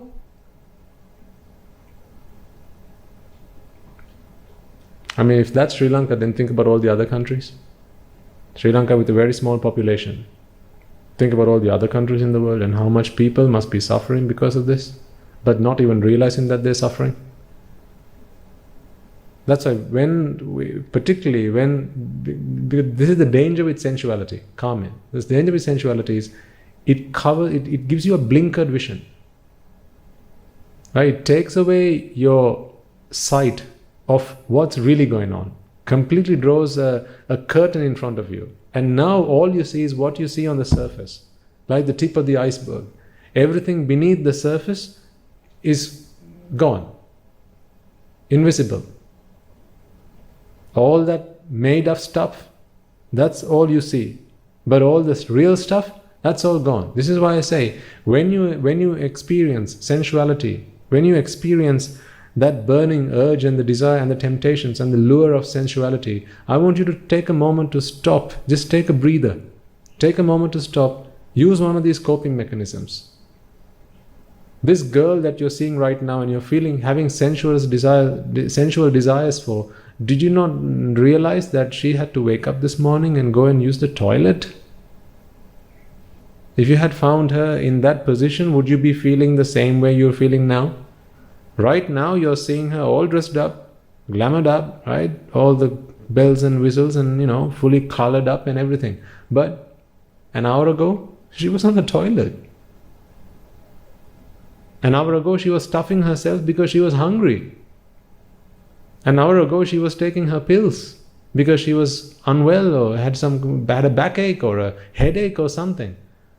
But when, it's like the stage. Once she gets on the stage, then you don't see any of that stuff. Like when you watch a play on the stage, you don't see all the training that went on behind the scenes, right? All the training and the sleepless nights and all the makeup that they had to put to make these people look presentable. None of that you see, because on the stage it's just a stage show. That's what people applaud. But if they show you what all the hard work that had to go into making this play, now you're going to feeling sorry for them. You all seen ballet dancers? Do you know how much pain they go through to become a ballet dancer? If you ever see a ballet dancer, look at their toes. They go through extreme physical pain. And in some countries, they shape their bodies up from a very young age. They almost torture them to become ballet dancers. When they dance on stage, it's an amazing sight. And everyone applauds. But if you just take a moment to stop and ask yourself, what must they have had to do to get on this stage to give this performance? Then now you start shedding a tear. A while ago, as a layperson, I did some research into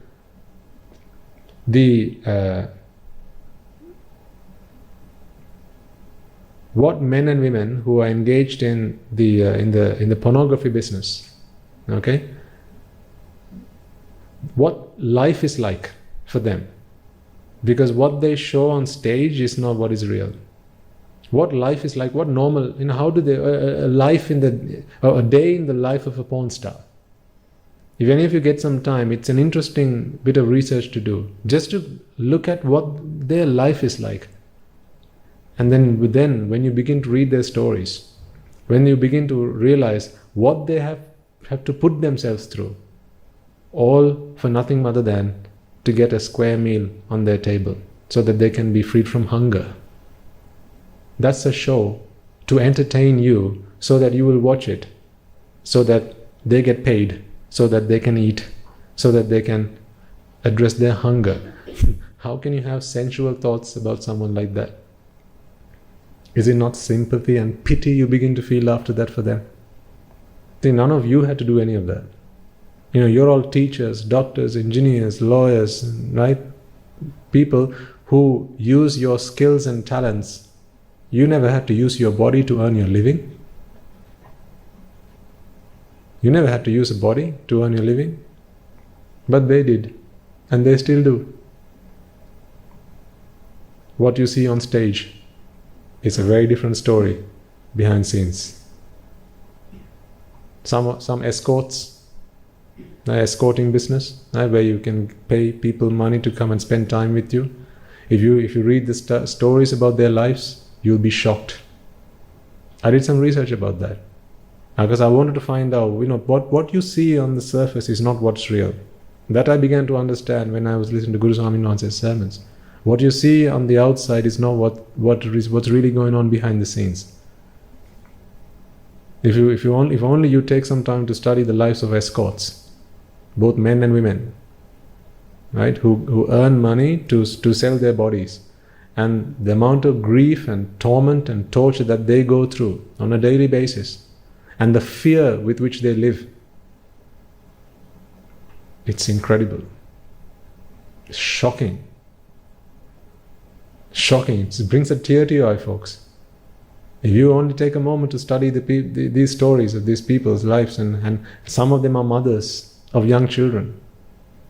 The only way that they can feed their child is if they engage in the escort business, if they sell their bodies to somebody.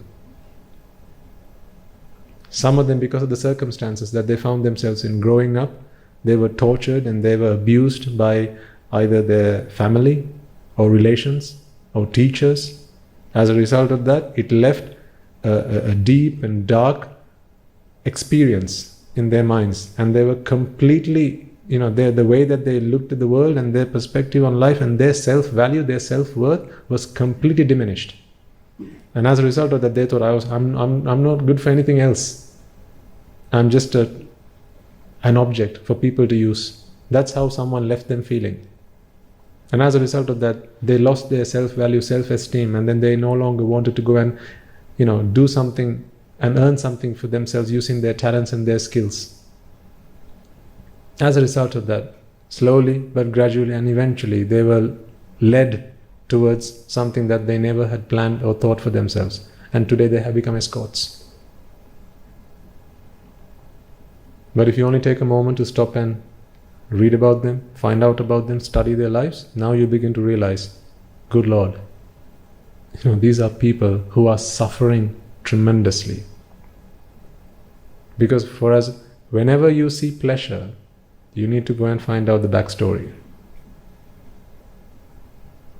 The sex trade backstory is a very painful one. It's a very sad story. A lot of patients come and see doctors about them. Psychologists spend a lot of time with sex workers because the backstory nobody sees, and how they have to bribe officials just to be able to continue doing their jobs, and how they have to give sexual favors to others just to continue doing their jobs. People don't take a moment to stop and think what's going on. This is what I'm saying. Again, this is not Nibbana. This is all coping mechanisms. Putting things into perspective. That's what I'm saying. If you have an addiction to pornography, right, and you're sitting in front of the computer, watching those video clips, or this may not apply to everyone in the audience, but there's a large population of young listeners who are listening to these sermons online, and those who don't listen to the singular sermons also. If you or anyone you know have such problems, I want you to explain to them. Just take a moment to think about what's really going on behind the scenes. Each of those scenes, you've got a film crew. What looks like an intimate connection, relationship between two people. That's all you see, because that's all the camera captures. Behind the camera, there's a whole crew of people. One's holding the makeup kit, the other's holding the cut sign, cut, right? Shoot, 3, 2, 1, go. Then there's the directors, there's the lightmen, there's the camera crews, and everybody. And everyone, this is a display. Now where's the glamour in that? Some scenes, they have to be shot 10 times over because it doesn't capture the experience properly. Doesn't capture it properly. So you can't sell it. See, now think for a moment, why is that man and woman doing that? Whatever they're doing. It's so that they can earn a living. So that they can feed their hunger. So that they can put a square meal on their table. So that they can feed their family. So that they can send their child to school. How can you have sensual thoughts about that?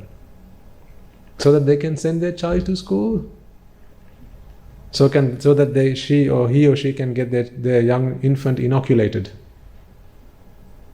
Get the right medicines for her ailing grandmother, for her ailing mother. Her mother's medication cannot be bought unless she goes and engages in today's scene, or engage in a sexual trade. When you put that into context, how can you have sensual thoughts about what people are doing, in engaging in sensual acts? That's the story behind the scenes. Again, that's not the Noble Eightfold Path, but this is a coping mechanism. Because I know there'll be a lot of people, a lot of young people who come and talk to us regularly. A lot of young people come and talk to us about this problem on a regular basis, almost daily.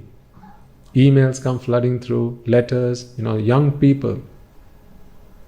80% of the world's global internet traffic, ladies and gentlemen, is pornography. Now think about it. How many people may be addicted to this?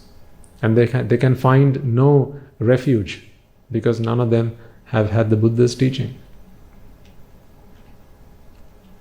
So, we need to open people's eyes.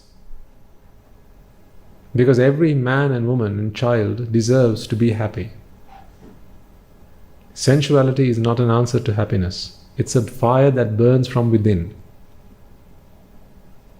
You know this, because you will have all sensed it at some point in your lives. Otherwise you wouldn't be in the sensual world. It's a fire that burns from within. It's the fire of raga, the fire of dvesha, the fire of moha. It's a fire, and what a fire does is burn. It burns you from the inside. A lot of young people come and talk to us about this. Then they listen to the Dhamma, and now they want to apply Anicca Dukkha Anatta. But the problem is, in the moment where everything is just in flames, and you can't now start making sense of things, they don't have that peace of mind. Their mind is too flustered to be able to apply the Dhamma. So a coping mechanism in such situation might be quite handy. For instance, if you have an affliction or an addiction to something like that, perhaps a sticker that can go on your computer monitor might be helpful. Maybe a wallpaper which says, "Did you know that she was your mother in your last birth?" ? That's all. That can do the trick. How can you look at someone and have sensual thoughts, reminding yourself that she was your mother in your previous birth? She was who bore you and brought you into this world? That few moments can be enough time for you to take a step back and now go and apply Anicca Dukkha Anatta. Because in the heat of the moment, otherwise you lose it all. Did you know that she was your daughter in the last birth? Did you know that he was your son? Did you know that he was your father in the last birth? And this is not just for males, females have this problem equally. Both men and women. We know because people come and talk to us about these problems. I thought I knew people's problems before I became a monk. Little did I know. I knew nothing. Today I realize how much people suffer because of raga, dvesha, moha. Raga, dvesha, moha is a curse. If you ever become a monk, you will begin to realize this. When people come and share their most intimate stories with you, stories that they have never shared with any friend or even a parent. How young children, having been abused at a young age, and the mark that it leaves on them, the black mark that it leaves in their memory, and then they just cannot get over it. Sometimes by a teacher, an uncle, an aunt, sometimes, and they just can't get over it after that. And then as a result of that, their self-value, their self-worth is diminished, gone. Now they just feel like they have to avenge society for what has been done to them. So to take revenge on society for what has been done to them, what do? They inflict the same treatment that was given to them. It's a vicious cycle. Only Buddhism has the answers to this. Everything else is a coping mechanism. You can't cope forever. You got to treat it with the problem. But these are all good coping mechanisms to put things into perspective, put things into context. So as I say, you will also have other techniques, coping mechanisms. What I have shared with you today, add them to your list of coping mechanisms and use them as you need it.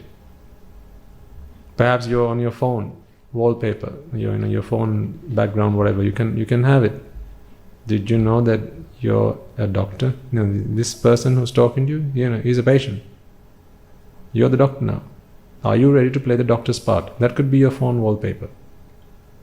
If you have to deal in a situation where a lot of angry people talk to you, sometimes maybe you work in customer services, right? Or perhaps you are a senior manager, and a lot of the time you get problems that come to you, and anger plays a big role in your a big part in your role, and you really want to deal with this problem. Perhaps that could be what you can do. Or maybe if you have a calendar, desk calendar, on that you can print or write in small words, just a small line. This man who's come in front of you, he's angry. So he's a patient. He's just come looking for a doctor. Are you ready to be the doctor? Are you the doctor? See, simple. Just thinking about looking at that for a brief moment can put you into the right perspective. Take a moment, take a step back. Just until the lifeguards come and save you. And your lifeguards are your Anicca Dukkha Anatta. Like you have the oxygen mask or the lifeboats. Just until the lifeguards come and save you, you need something to deal with the situation. Your first aid box. So this is your first aid. Just until you get medical attention. Your first aid box is your coping mechanisms, your painkillers, however you want to look at it. So have some first aid or other coping mechanisms in your arsenal, because you will need them. And it's nothing wrong to have. But understand though that I emphasize it again, one last time, that these are only coping mechanisms. This is not the silver bullet. It is not the perfect and final answer. It's simply buying yourselves time for you to be able to apply the principles of Anicca Dukkha Anatta. And the application of Anicca Dukkha Anatta is what we spoke about last week, and I think the week before that, the 4-stepped approach. First, take the problem to yourself. Rather than pointing the finger out, point the finger back at you. Then ask yourself, is this to do with the 4 requisites?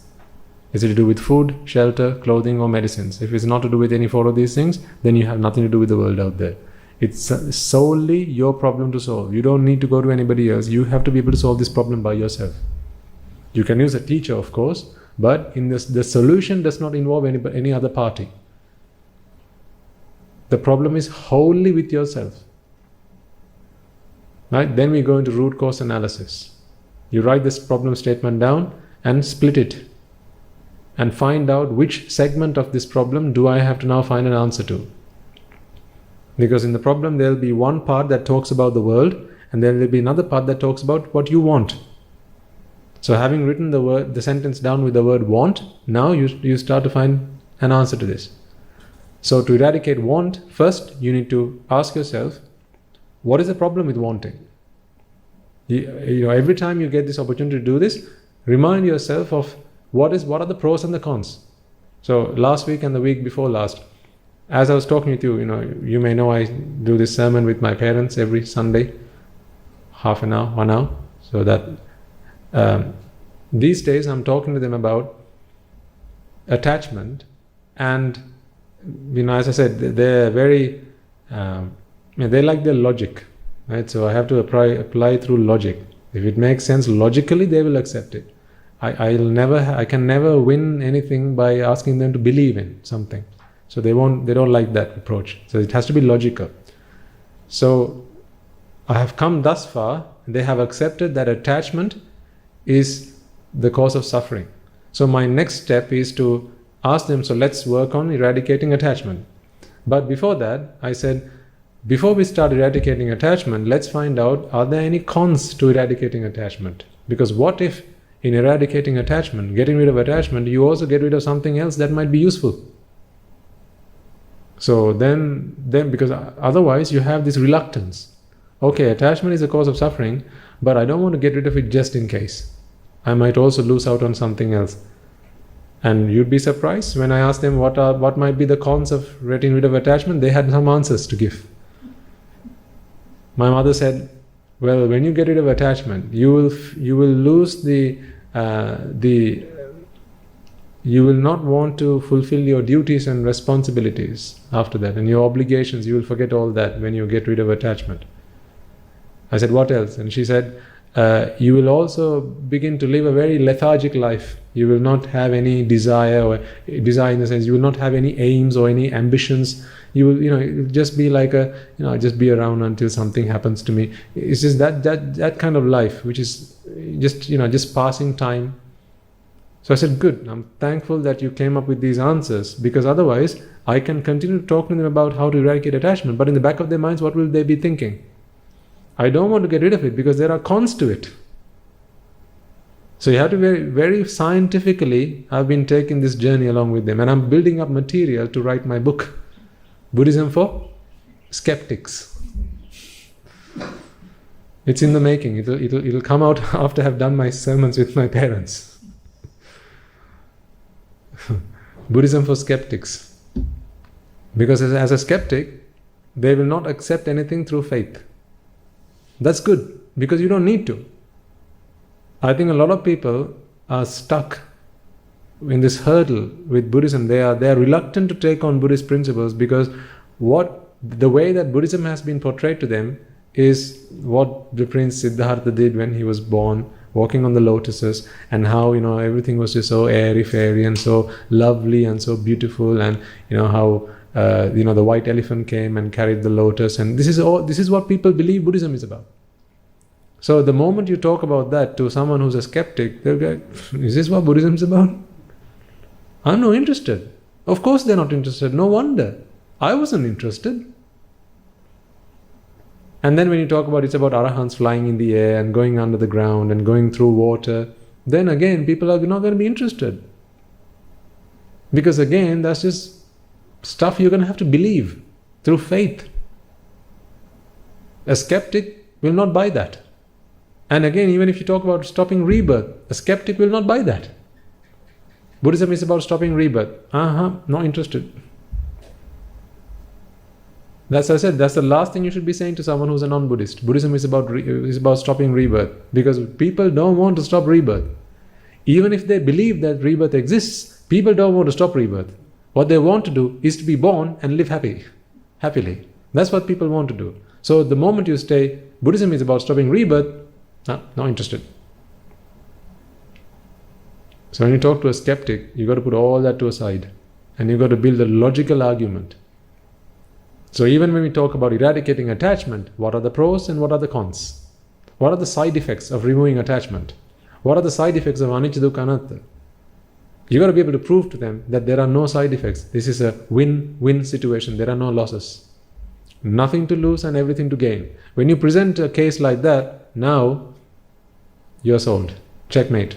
You can't move anywhere. You have to buy this. No arguments, no counter arguments can be put forward. I love the fact that Buddhist philosophy is so solid. So solid. You can't pick any holes in this. If you could, I would have picked them by now. That's how skeptic I used to be. I would have picked them by now. If there were holes to pick in this. This is so airtight. You can keep digging. You will only find the truth. The more you dig, the more the truth you will find. That's why we need to get our people to focus on that. Particularly our Western audiences. Right? People who don't come from the same backgrounds that you have. People who don't come from the same family backgrounds that you have. In your cases, most of your parents and grandparents, right, they will have had a good grounding in Buddhist principles and Buddhist philosophies. And even if you didn't know what the Mahasangha was, when you saw a Swamin Wahanse, your hands would naturally come together as a mark of reverence to them. But that is not the case with a lot of people in this world. To them, that's just, it's just people in a yellow robe. That's all it is to them. So we need to take a very logical and methodical approach. Using science, we can prove that Buddhism is the deal, is the real deal. So we need to take this message out to our people, and you all have a part to play. I'll tell you what that part is when I start compiling the book. You'll all have a part to play. Perhaps you'll have testimonials that you can share. And in those testimonials, you'll be sharing what your stories are, where you came from, how you started this journey, and how the Dhamma has transformed your lives. I think that will be really powerful, to have your testimonials in there. All you got to do is just hang in there. Don't go until I've written the book. Like, I'm planning on making a start this year, so just hang in there. Don't anyone go before I've taken your testimonial. Because we need to take the Buddha's message, folks, to everybody out there. And if your contribution is in writing a testimonial, here's how it changed my life, then that will do wonders. Because every soul that it touches, every person that reads that book, now they have a story to relate to. The background that you came from. How to you Buddhism was simply another religion. And then you listen to the Dhamma, and then you began to realize, hey, this is not a religion. This is a science. It is the science of happiness. That's what Buddhism is, the science of happiness. Someone asks you, what is Buddhism? Science of happiness. I don't believe that. Well, it's a science. Believe it or not, it's the science. If you throw something up in the air, it's going to fall back down the ground. I don't believe that. Tough. Whether you believe it or not, that's just the way it is, because it's science. Buddhism is a science of the mind, and it's a science of happiness. So you'll all have a part to play in that book. You'll be sharing your testimonial, and that testimonial will be going out to everybody out there. People will be reading that book, hopefully, and they'll start to be able to find themselves in that book. Buddhism for Skeptics. I don't think there's a book that by that title as yet. Buddhism for Skeptics. Because problem is, Buddhism has always been portrayed through faith and beliefs. In there, we don't even need to talk about the Buddha. You don't need to talk about the Buddha. We may, but you don't need to talk about the Buddha. Because this is a science. Can you not talk about Newtonian physics without actually talking about Newton? It's Newtonian physics only because Newton discovered it. He didn't invent it, he discovered it. Can you not talk about gravity without talking about Newton? Of course, because it's a science. It just happened to be that Newton discovered it. Just happened to be. Anyone else could have done that. What the Buddha Gautama did was he discovered it. Had he not done that, somebody else would have followed, and he would have done that. Of course, the Buddhas are very special people. But if the Gautama Buddha didn't do it, the next Buddha would have done it. And if he doesn't do it, the next Buddha would have done it. There'll always be a Buddha that will come and discover the truth. Because the nature of the truth is that it will always surface. Why? Because the truth is not the cause of, it's not an effect that is conditioned. The truth is not conditioned. The truth is the truth. That's why when you say a lie, you got to say another 100 lies to cover it up, right? That's only if you say a lie. But if you tell the truth, how many things have you to say to cover it up? You don't need to, because it's the truth. The truth does not need to be maintained, but a lie has to be maintained. So if anything has to be maintained, the converse of that is, if anything has to be maintained, then it's a lie. If anything has to be maintained, it's a lie. If you are maintaining something, it's a lie. If it's a lie, you have to maintain it. If it's the truth, you don't need to maintain it. If you're not maintaining something, then it's the truth. That's why the Four Noble Truths, you don't need to maintain it. It is the truth. What happens is, from time to time, people lose sight of it. And then a Buddha comes along and rediscovers it. Does he invent it? No, because it's nothing to be invented. It's there. Why do you invent something that already exists? All you need to do is discover it and say, hey, did you not see that? Ah, there you go. That's what the Buddha does. So Buddhism for skeptics is coming soon. I don't know how soon that soon might be, but it's coming soon. And you will all have a part to play in that. So get ready with your testimonials. Start writing them. It will talk about your story. Remember, I always say, when you contemplate a Buddha Anusati, what we did last week, right? Think about how you transformed, how you changed from who you used to be to who you are today. Then that is your testimonial, that the Dhamma is true, that the Dhamma works. How can you be someone who gets angry all the time and then give a CD to someone and say, hey, I got some really good stuff, listen to this, when he or she knows that you're always angry? How can you sell a CD to someone like that? Why does a door-to-door salesman dress up quite smart? Because he wants to show that the product that he's selling has enabled him to become successful. In other words, the product, he believes in the product. So what if someone who hasn't shaven for 3 weeks tries to sell you a shaver? This shaver is really good. He hasn't shaved in 3 weeks. A guy who doesn't brush his teeth, he's trying to sell you a toothbrush. Would you buy it? No, the first thing you're going to say is, how come you haven't brushed? So likewise, if you don't demonstrate how the Dhamma has transformed you, then don't try to sell the Dhamma. Because remember, you're not selling the Dhamma. What are you selling? Or who are you selling? Yourself. You are selling yourself.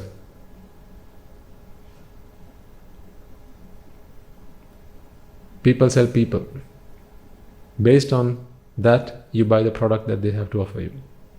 It's a really simple principle in sales. If you have been in sales in any period of time, you will know. People buy people. Just Google it, you'll find it. People buy people. So even in the Dhamma, people buy people. They'll buy you. Based on what you are, who you have become, people will be ready and willing to take what you have to offer, which is the Dhamma. So you have to be able to demonstrate that you have transformed as a result of the Dhamma. So coping mechanisms are all useful stuff for that. Okay, so to that list, add your own ones. Add your own ones. It's always good to know that there are people out there who have every being that you come across has once at some point been a mother, some point been a father. Another coping mechanism is one that I use.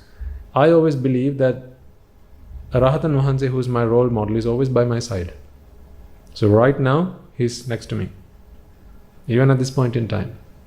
So this is not some supernatural something. This is my coping mechanism. I know that there's a Rahatan Vahanse right next to me.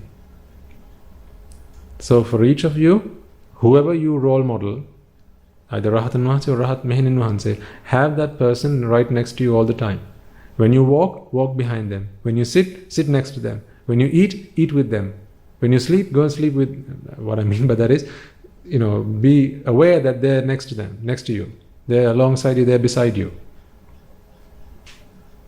Because then your conduct will always be one which will earn you praise and honor from the Arahatan Vahanse who's next to you. You will never be inclined to do something if you know that they are going to be dishonoring you, or they are going to shame you for your conduct. You will not do that. So before you say something, ask yourself, if I say this out loud, what would that Arhatun Wahanse think of me? If I go where I'm going to go, what would that Arhatun Wahanse think of me? Would he be willing to go where I'm going to go? Would he be willing to go where I'm going to go, where I want him to go? Now, let's say you are a married man and you have an extramarital affair with some lady. Now you have the Arhatun Wahanse next to you. You're getting all dressed up to go where? To go see this other partner. Would the Arhatun Wahanse come with you? Would he? No, then don't go. You're getting dressed up to go see your parents. Would the Arhatun Wahanse come with you? Of course. Then go. You're getting ready to go and take something that doesn't belong to you. Would the Arhatun Wahanse come with you? No. Then don't go. You need to be in the office by 9 o'clock. Your plan is to go at 9:30. Not because you're allowed to be there by 9:30, but because you think, half an hour, who cares? Who's with you? The Arhatun Wahanse. Would he approve? No. Then don't go at 9:30. Go at 8:30.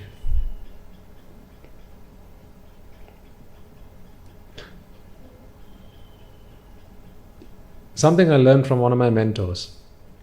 It just came to me, I'll share with you now. Always do a little bit more than you're expected to do. Always do a little bit more than what you're expected to do. Whether that is as a worker, as an employee, as a mother, as a father, as a husband, as a wife. There are, society will expect certain things of you, right? Society will expect a husband to behave in a certain way, a wife to behave in a certain way, the employee of a company to work in a certain way. So your job description will tell you what you're expected to do. Always do just a little bit more. There will be those of you who do lots more, but if you don't, then I always do at least a little bit more. There's a reason for that. Let's say, so I'll share one of my personal experiences. I used to know a guy where I used to work at the bank. He was a good guy, but his working hours were 9 o'clock to 5 o'clock. Good guy. If he ever came into the office at 8:30 in the morning, so he's still got half an hour to go, and normally he would come a little bit early just so that he can be at his desk by 9 o'clock. Believe you me, he would sit in the lobby from 8:30 to 9 o'clock. He wouldn't come to the office until 9 o'clock. I don't know why, but that's just the way he was. And his work finishes at 5. So he works to the letter. His work finishes at 5. So we used to have this chat facilities so we can use to communicate with each other in the office. Sometimes you're in the middle of a conversation.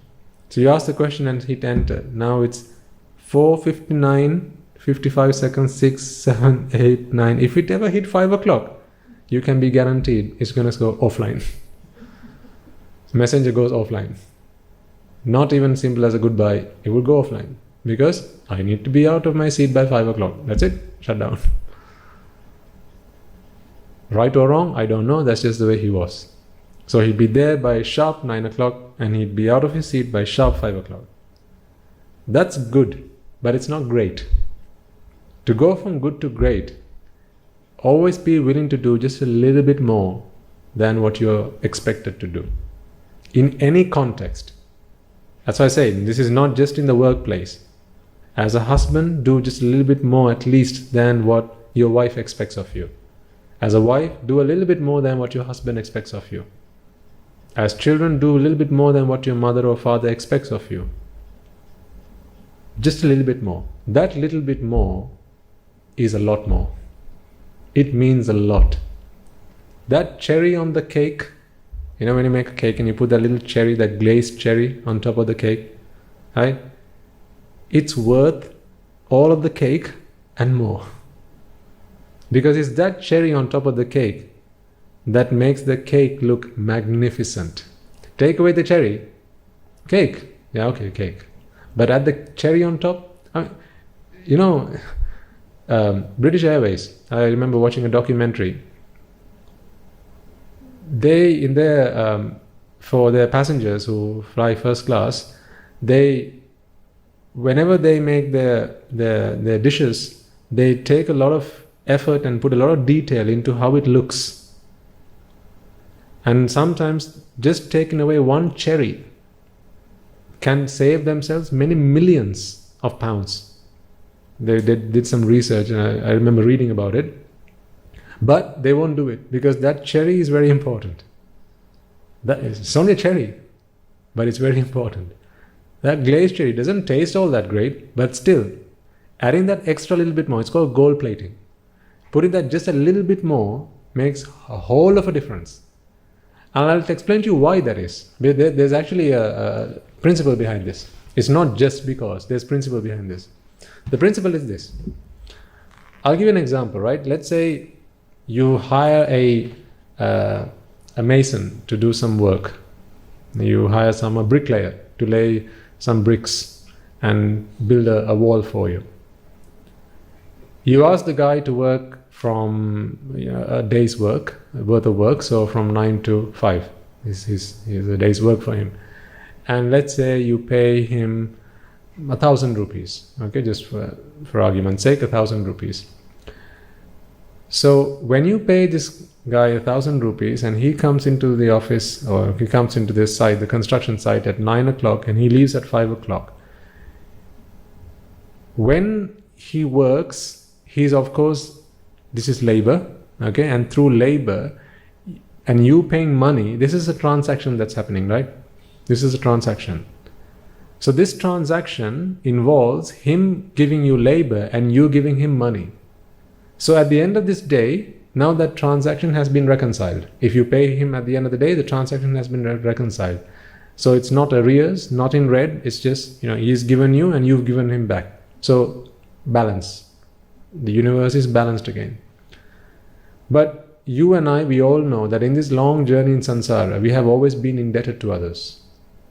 This is why even before the beginning of a sermon, we invite those beings who we have come across in samsara to offer them an opportunity to listen to the Dhamma and rejoice in the merits. And by doing that, we are able to allow them the opportunity to, or rather we offer ourselves the opportunity to repay debts that we owe them. Now this bricklayer who's come to the construction site and he's working with me and I'm paying him money, obviously I've got transactions with him that we need to reconcile. Sansaric transactions, sasara ganudenu, that we need to reconcile. Right now he's laying bricks and I've paid him some money, transaction reconciled. However, there are lots of other transactions that are yet to be reconciled, sansaric transactions. If this bricklayer, instead of coming at 9 and leaving at 5, if he came in at 8:45, 15 minutes extra, it may be that I only pay him 1,000 rupees, but the impression that he gives me is that he really wants to do this. He's quite eager and he wants to give me his service. That is why he's coming 15 minutes before he need to be there. That 15 minutes to me is worth more than the entire day, or maybe an hour or two of his time he spent there laying bricks. That 15 minutes, the impression it has, the effect it has on me is immense. As a result of that, it brings me a lot of pleasure and joy. It brings me a lot of joy. When I have joy, when I sense joy in my heart, he's given me what? Not just the wall, he's given me happiness. He's given me happiness. Now what he's done is he's reconciled a debt, a sansaric debt, by giving me an opportunity to rejoice and experience happiness in my heart. See, he's now reconciled a debt. Not just the laying bricks and the 1,000 rupees, but he's given me joy because I would have given him joy at some point in samsara. That debt has now also been reconciled. We also have a habit, don't we, that whenever we pay someone some money for some work, we always give them a tip. Materialistic people, they think, why do you do that? You don't need to give extra. If it's 25 rupees and 30 cents, don't give 31, 30. Don't round it up or don't round it down, just give it exactly the right figure. Okay, so materialistic people, they don't like to tip. They like to keep it very, clear cut. But there's actually a lot of sense and there's a lot of science in giving someone tip. Because what happens when you do that is, again, sansaric debts. It may be that you only need to pay this man 1,000 rupees. If you pay him maybe 100 rupees more or 50 rupees more, now you bring that person joy in their hearts. Because now you're actually giving them something additional to what they expected. And through that they experience joy. That is reconciling a sansaric transaction that was to be reconciled. You've paid them the money for laying the bricks, but you've also given them a little bit more to reconcile a sansaric transaction. There are a lot of benefits to this. Let's say you as a worker, you go into the office, or if you are, say, for example, the bricklayer, and you're always there 15 minutes before work starts. Work starts at 9, you're there by quarter to 9. The impression you leave on me is that you are a very good worker, you're a very good employee.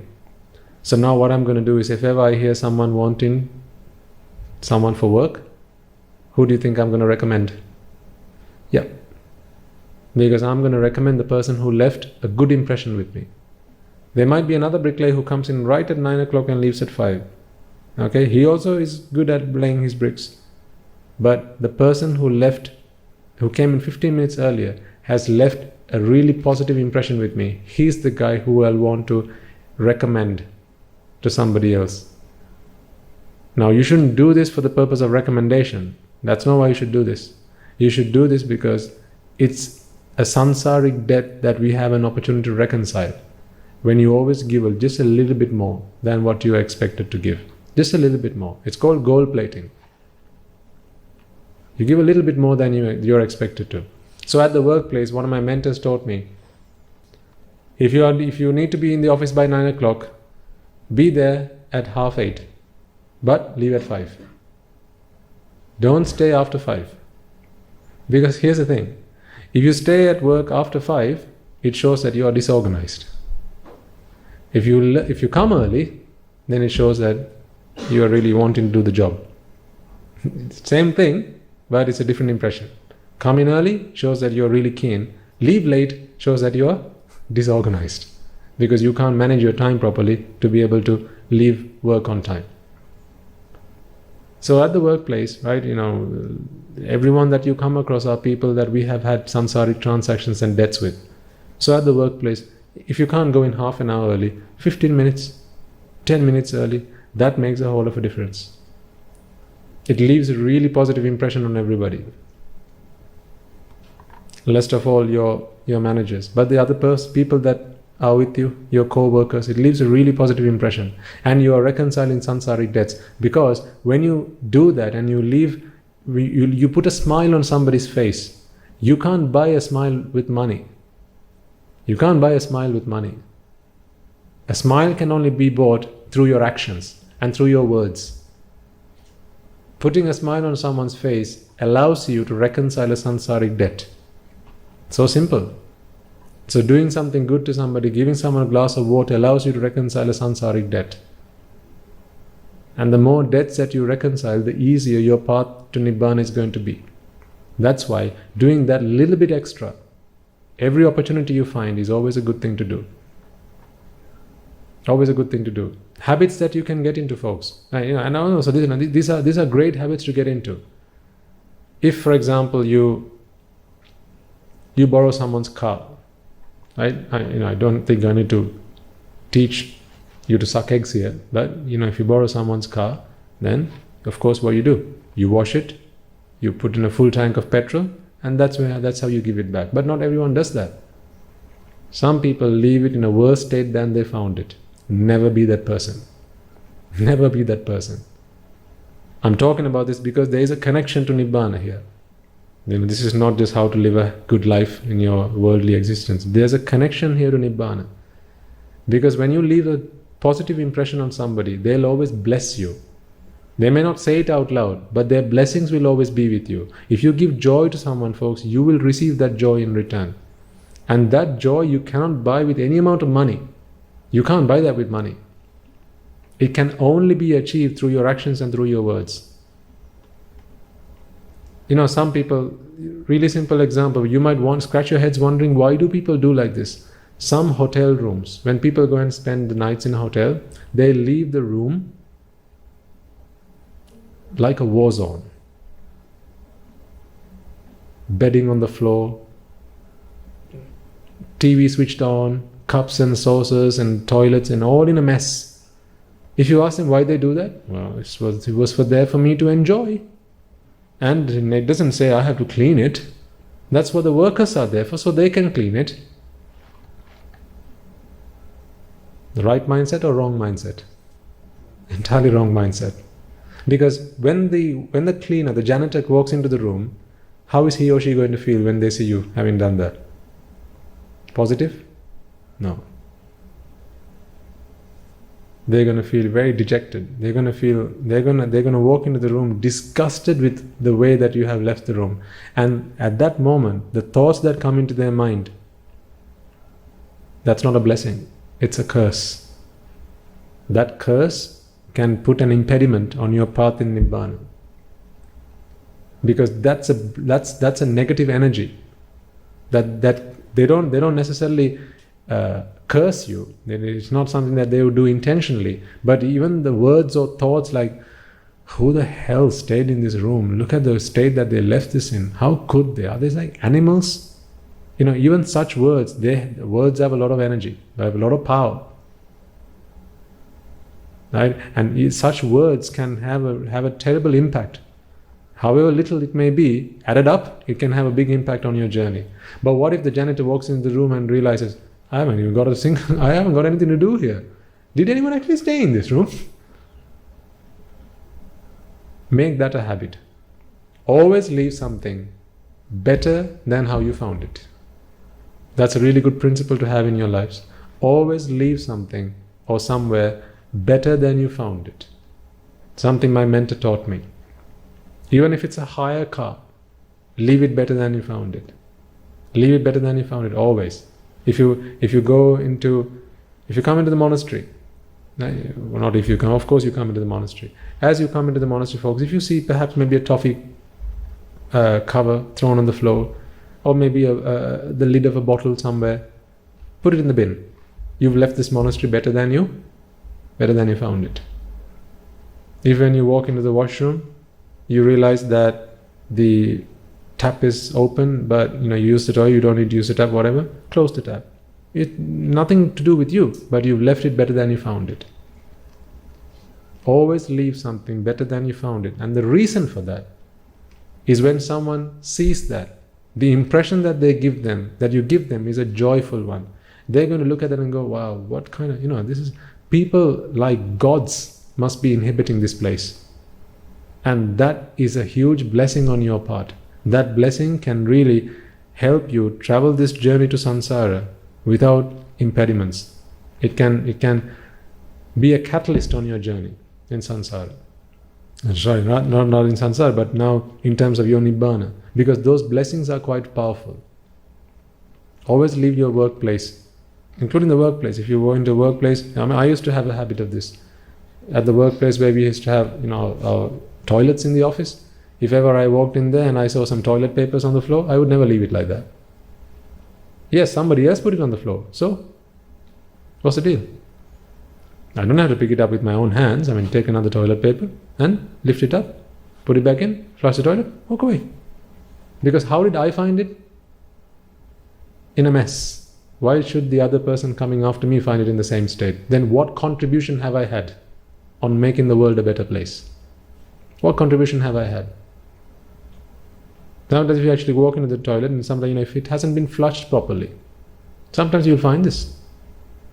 You haven't used it, you only need to use the sink, but the toilet hasn't been flushed properly. So you're now using those facilities, right?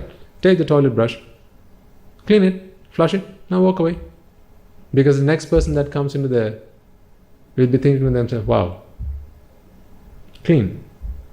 They may not even actually think about the last person who used it, but at least, it leaves a positive impression on them. Just to find something in a good state of repair, in a good state of use, leaves a positive impression on someone. And bringing that joy into someone's mind, that has a really powerful impact on you, because again, you can go sadhu sadhu in your mind. That is merit. That's again merit. Don't you think, if you going into your workplace, cleaning the toilet and pressing the flush button and walking out, don't you think that's a meritorious deed? It's a hugely meritorious deed. Because the next person that comes in there is going to have a positive impression, not a negative impression. When you walk into the kitchen, usually if it's your home, then, I don't need to talk to you about it because it's your duty. But if you go into the kitchen of your workplace, and there's a dish that hasn't been washed, feel free. You don't have to do all the dishes. If there's a cup that's, you've come to wash your cup. You've just had your tea and you've come to wash your mug. There's one left here, someone's left it there. So what can you do? Wash it. One, it'll help you with your humility. Everyone's watching. Don't do it to become an ad. Everyone's watching, I should do it now. Because everyone's going to think that I'm such a humble person. Now that's a dog barking. Don't let the dog bark. If that's how you feel, then best not do it. Just leave it. When no one's watching, that's the best time to do it. A good way to find out if you have a lot of ego. Do you feel like you like to do things when people are watching? I like to do good things when people are watching. If no one's watching, then don't feel like doing it. If you want to lift something, there's litter on the floor. You want to lift it up, but before you lift it, you look. Is anyone watching me? Oh yeah, someone's there. Hey! Why? Because you want credit. Again, this is ego. So don't do things when people are watching you. Or don't do things so that you can get credit from others. Don't worry, Tata is giving you credit.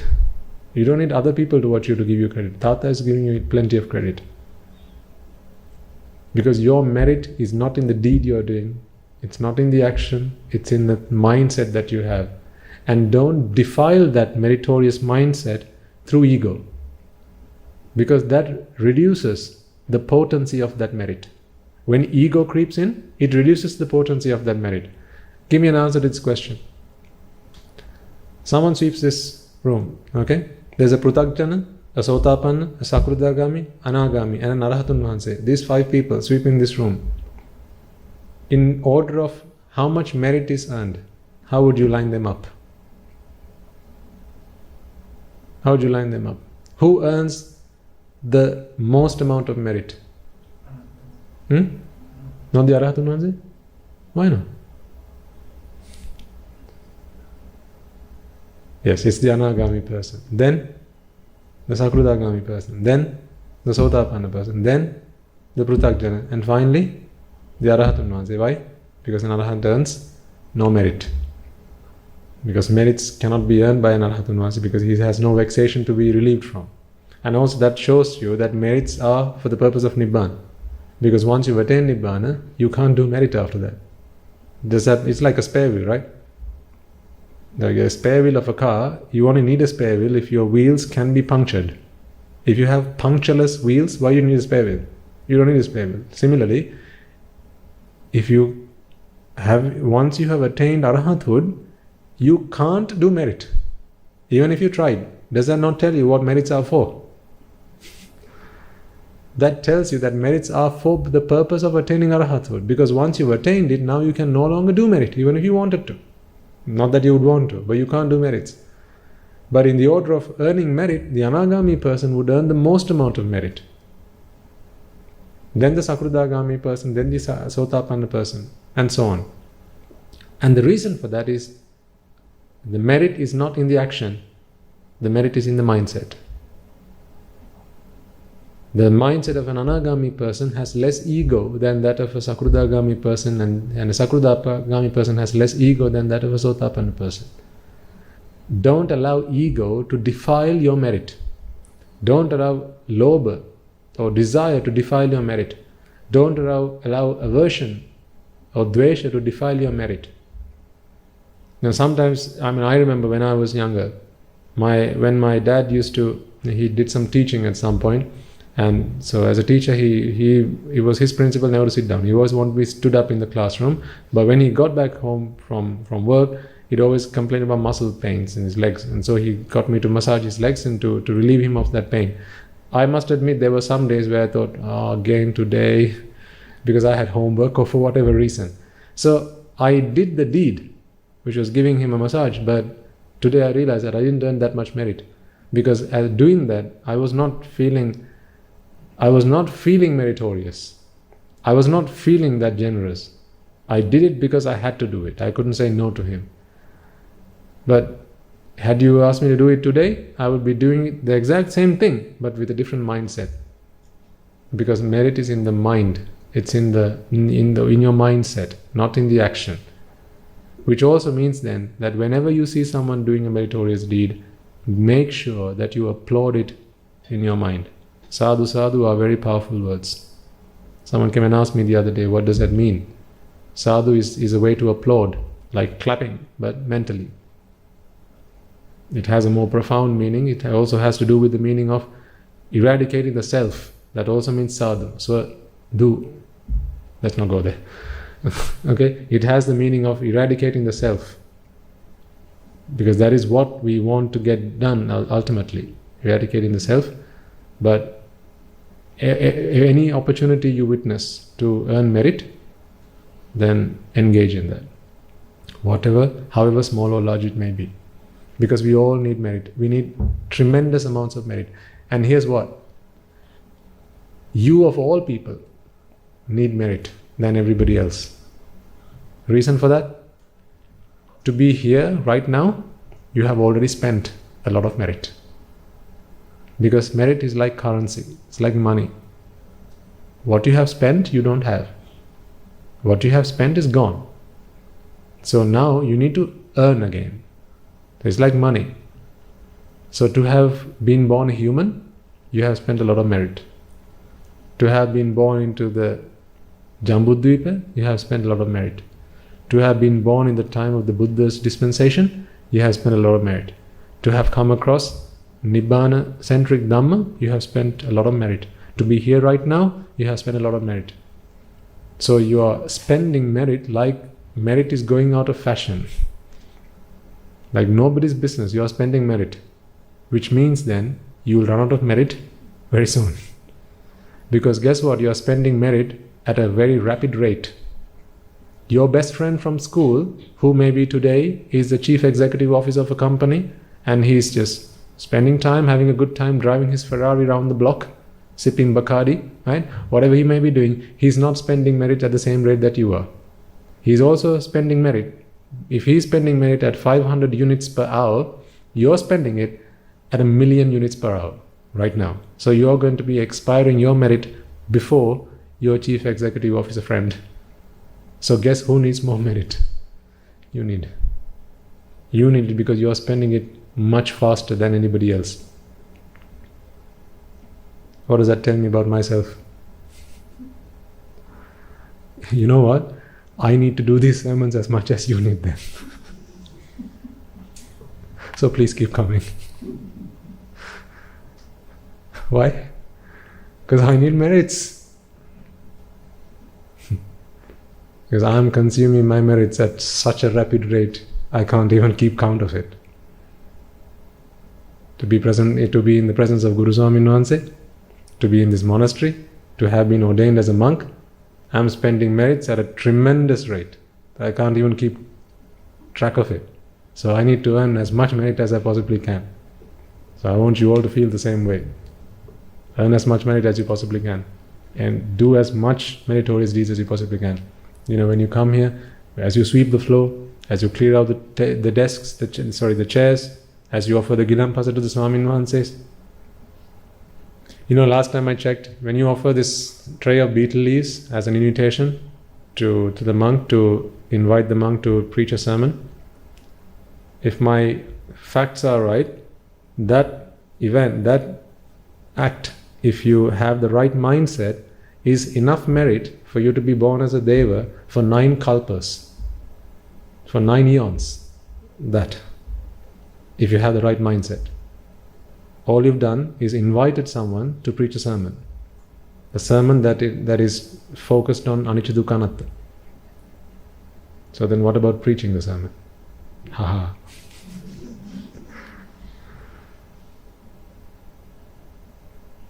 But you can all do that. You don't have to be in a robe.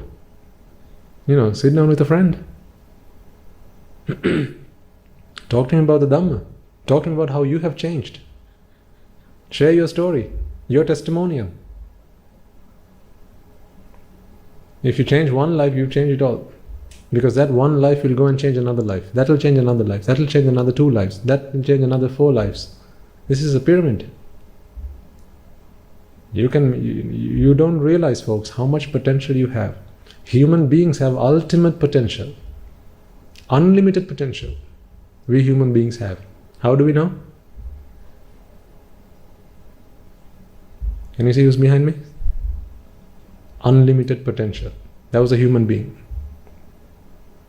Human beings have unlimited potential. Don't ever limit yourself to anything. Don't ever say, this is all I can do, I can't do any more than this. Wrong. You can do much more than that. Always.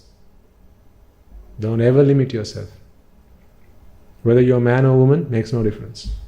You all have unlimited potential. Unlimited. What's the limit to unlimited? No, it's unlimited. There's no limit to that. How good can you be? How good can you be? Unlimited. How kind can you be? Unlimited. How generous can you be? Unlimited. How helpful can you be to others? Unlimited. So achieve, reach for that unlimited potential. Why don't you try and become the kindest person there has ever lived? Okay, put aside the Buddhas and the Arahatun Vahanses to a side. How about that for a life ambition? Rather than saying, I want to be a doctor one day, how about you say, I want to be the kindest person that has ever lived in recent history. I want to be the most generous person that has ever lived. I want to be the most soft-spoken person that has ever lived. Never will I say a word that hurts another person's feelings. Certainly not intentionally. That's really, truly something to achieve for. Because your potential is unlimited. Also, how evil can you be? Again, unlimited. That's why, for good or bad, humans have a very unique capability. You can go unlimited either this way or the other way. For good or bad, you have unlimited potential. You got to pick and choose which way you want to go. The people you associate will send you down either path. If you're in the association of the Asat Purushas, then they will send you down the wrong path, or the path of unlimited evil. That's what happened with Devadatta. Unlimited evil. But one day he's going to become a Pacceka Buddha. What's going to happen is he's going to be in the association of good people. One day. It'll be time. It'll take a lot of time. You can also achieve unlimited goodness. How about you set yourself a goal? I want to become in this new year the best husband this world has ever seen. Or for as many husbands my wife has had in Sansara, I want to be the best husband my wife has ever had in all of Sansara. I want to be the best wife my husband has ever had in all of Sansara. Now what a great ambition that is. I want to be the best son my mother has ever had in all of Sansara. I want to be the best mother, I want to be the best father my children have had in all of Sansara. Whatever profession you are doing, I want to be the best doctor. And the best doctor does not necessarily mean you got to be driving a Ferrari or a Mercedes with a lot of money. That's not what being a doctor is about. It's about being kind-hearted. It's about being able to empathize with others. It's about being able to help others who are needy. Lend a ear. Because those things you can't buy with money. That's about who you are. And it doesn't involve any money. And money is not the root of all evil. which goes against what popular belief is. People say money is the root of all evil. Wrong. Say that to another Pindika. Money is the root of all evil. He was the richest man in the time of the Buddha. He was the chief lay disciple of the Buddha, or the chief benefactor of the Buddha. How can you say money is the root of all evil? Ignorance is the root of all evil. What money does is it amplifies who you already are. If you are kind, what does money do? It amplifies that. If you are generous, what money does is it amplifies that. If you are evil, what money does is it amplifies you. Like an amplifier. It'll amplify your goodness or your badness. That's what money does. Money is neither evil nor good. Money is just neutral. So money is not evil. So earn as much money as you can. There's nothing wrong with that because money is not evil. That's why I say, as upasakas and upasikas, if you have investments, then let them work for you. Earn as much money as you possibly can. There's nothing wrong with that. You work on yourself. You working on becoming a better person. And when you become a better person, now money will be put to good use, both for yourself and the rest of the world. So, my final comment would be, like I said, leave everything, how? Better than you found it. So when you came into this world was in a state, wasn't it? So I want you all to leave this world in a better place than you found it. To do that, it all starts at home. It all starts with you. Work on your defilements. Get rid of them. Work on raga, desha, moha. Get rid of them. Because if you become better, then the entire world will be able to experience the benefits of that. So leave the world a better place than you found it. That's what they say. Did Michael Jackson say, heal the world, make it a better place for you, me, and for everybody else? See? You can do that. Heal the world. Healed with the ultimate bliss of Nibbana. Yes, heal the world. Make it a better place. For you, me, and for everybody else. But to do that, you got to start with yourself. Work on yourself better than you do on your job. Work on yourself better than you do on your family. Work on yourself, because in working on yourself, you become a better person overall. So don't look after me. Look after yourself for me. And I won't look after you. I will look after myself for you. That's how we help each other out. Okay, so today we spoke about coping mechanisms. Hopefully you've got a few there. Add to that any coping mechanisms that you have on top of that. Engage in as many meritorious deeds as you possibly can. Don't let any meritorious deed pass you by without engaging in that. And the engagement of that does not necessarily involve your arms and your legs or your body. All that is required is your mind.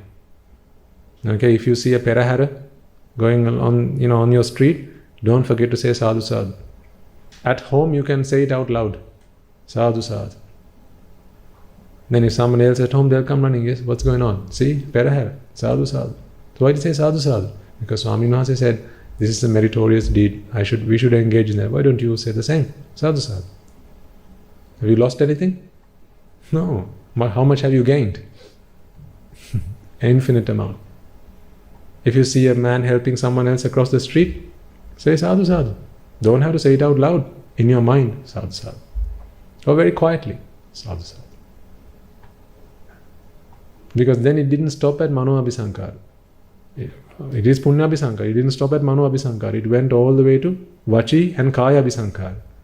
So the power of that is immense. That's why I'm saying actually verbally vocalize it. If you can, without attracting attention to yourself, if you vocalize it, then actually you take it from Mano Abhisankara to Kaya, Vachi Abhisankara to Kaya Abhisankara.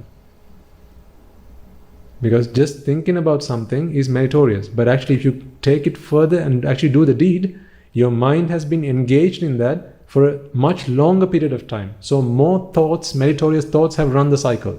This is why vocalizing it is more powerful. When you say sadhu sadhu, that earns a lot of merit. And we all need merit. Me more than anybody else. Okay, so we'll do the Arya Maitreya and close the sermon for today. So as you contemplate on the Arya Maitreya, spread the noble loving kindness to all sentient beings in these 31 worlds of existence, or realms of existence, in the 10,000 worlds, and in the infinite universe, all those beings destitute in samsara, who are seeking a path out of suffering, not realizing that it is they who are creating their own suffering. Our wish and our prayer is that may they be able to discover that suffering is wholly their making, and may they be able to put a stop to that, and may they all be able to attain the supreme bliss of Nibbana, just like you and I are striving to.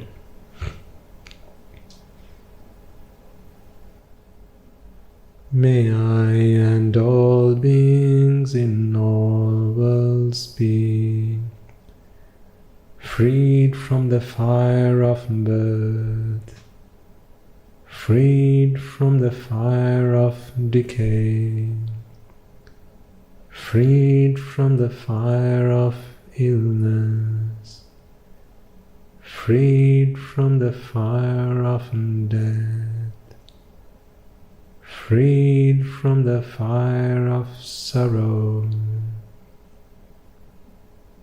freed from the fire of lamentation, healed with the ultimate bliss of Nibbana, healed with the ultimate bliss of Nibbana, healed with the ultimate bliss of Nibbana. May I and all beings in all worlds be freed from the fire of suffering, freed from the fire of discontentment, freed from the fire of exhaustion, freed from the fire of disappointment, freed from the fire of clinging on to the five aggregates, healed with the ultimate bliss of Nibbana, healed with the ultimate bliss of Nibbana,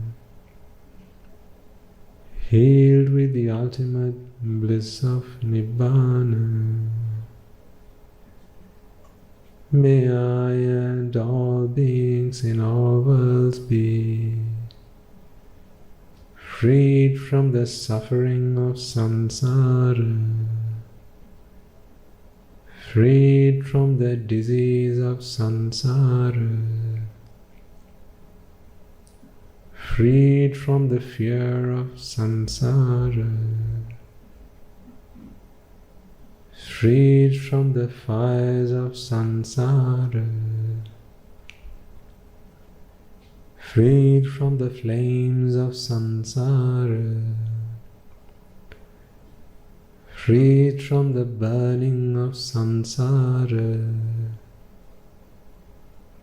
freed from the sorrow of samsara, freed from the lust of samsara, freed from the clutches of samsara, healed with the ultimate bliss of Nibbana, healed with the ultimate bliss of Nibbana, healed with the ultimate bliss of Nibbana. The kama worlds are in despair. May I and all beings be freed from the kama worlds. The rupa worlds are in despair. May I and all beings be freed from the rupa worlds. The arupa worlds are in despair.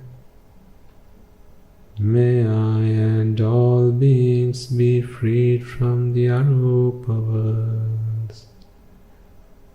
All worlds are in despair. May I and all beings be freed from all the worlds. Nibbana is the only salvation. May I and all beings attain Nibbana. Nibbana is the only salvation. May I and all beings attain Nibbana. Nibbana is the only salvation. May I and all beings attain Nibbana. Letting go is the only salvation. May I and all beings let go. Detachment is the only salvation. May I and all beings be detached. Being freed is the only salvation. May I and all beings be freed. Nibbana is the only salvation. May I and all beings attain Nibbana. Nibbana is the only salvation. May I and all beings attain Nibbana. Nibbana is the only salvation. May I and all beings attain Nibbana. May I and all beings in all worlds be freed from the bondage of lust, freed from the bondage of aversion,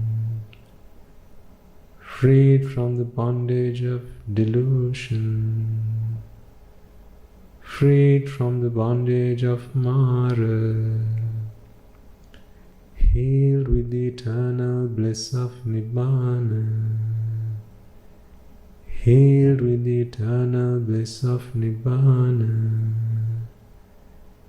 healed with the eternal bliss of Nibbana, healed with the eternal bliss of Nibbana, healed with the eternal bliss of Nibbana, healed with the eternal bliss of Nibbana, healed with the eternal bliss of Nibbana.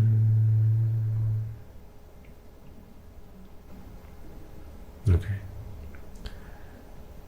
Let us all take a moment to transfer the merits that we have all worked hard to acquire today, and we will close the sermon.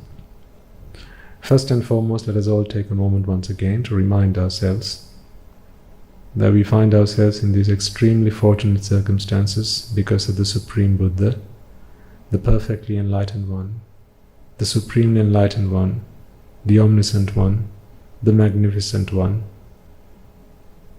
It is He who proclaimed the teaching. It is He who is our master. It is He who is the greatest teacher we have all ever had. The Bhikkhu Bhikkhunis, Upasaka Upasikas, who since time immemorial passed down the teaching of the Buddha through the noble lineage, as well as in the form of the Tripitaka, which today is available to us to study, understand, analyze and comprehend. as well as the members of the Mahasangha, wherever they may be resident today, including the Mahanayakas, the Anunayakas, who have carried the burden of protecting and propagating the Buddha Shasana throughout the years and passing it down to us. Today, we reap the results of that labor. May they all rejoice in the merits that we have all acquired today. Let us not forget, ladies and gentlemen, for a moment that although you have come along today to this monastery to listen to the teachings of the Buddha, to engage in meritorious deeds, let us not forget the members of the Mahasangha who are resident in your local temples and the nuns who are resident in local nunneries. It is they who have always been by your side through thick and thin, come rain or shine, through the hardships that you have endured in your life. It is they who are always there to guide you, to assist you, to show you the path.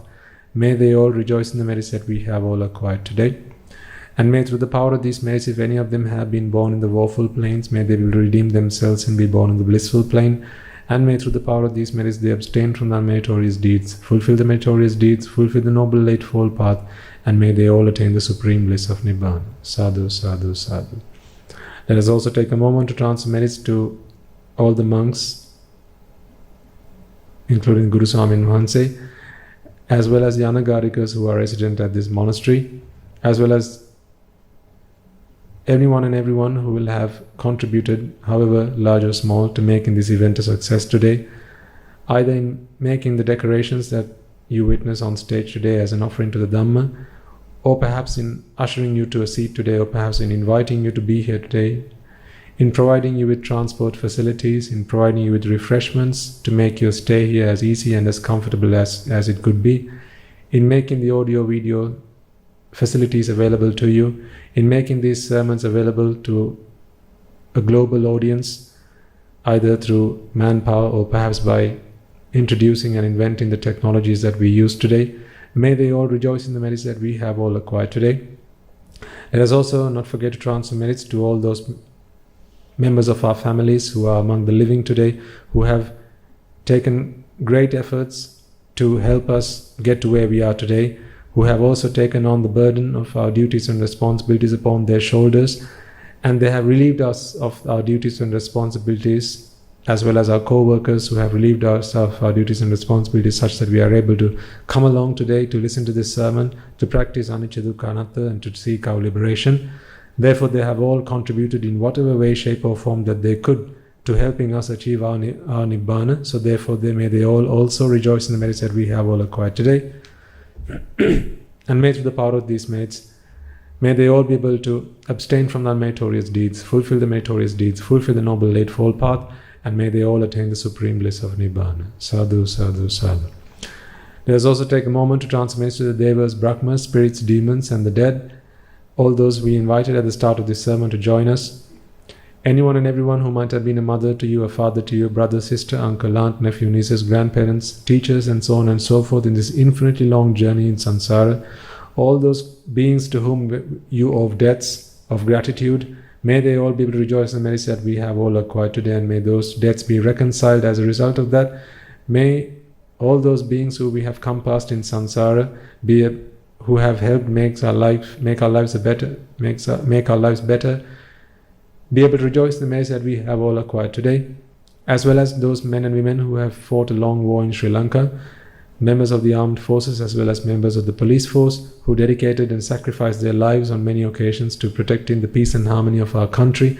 May they all be able to rejoice in the merits that we have all acquired today, as well as those men and women and children who might have lost their lives in the war and are today seeking merits. May they all rejoice in the merits that we have all acquired today, as well as those people who will have lost their lives in natural calamities such as the tsunamis, earthquakes, and so on and so forth, not just in Sri Lanka but also in other parts of the world, reminding ourselves that in this long journey in samsara, there's not a single being who's been a mother to us, there's not a single being who's not been a father to us.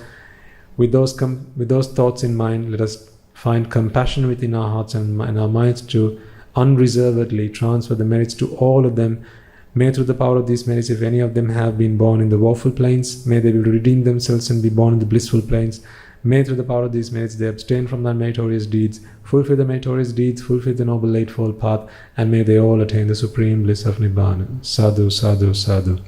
Let us also take a moment to transfer merits to all those men and women who are today tasked with the duty and responsibility of leading our country, developing our nation, as well as protecting our nation.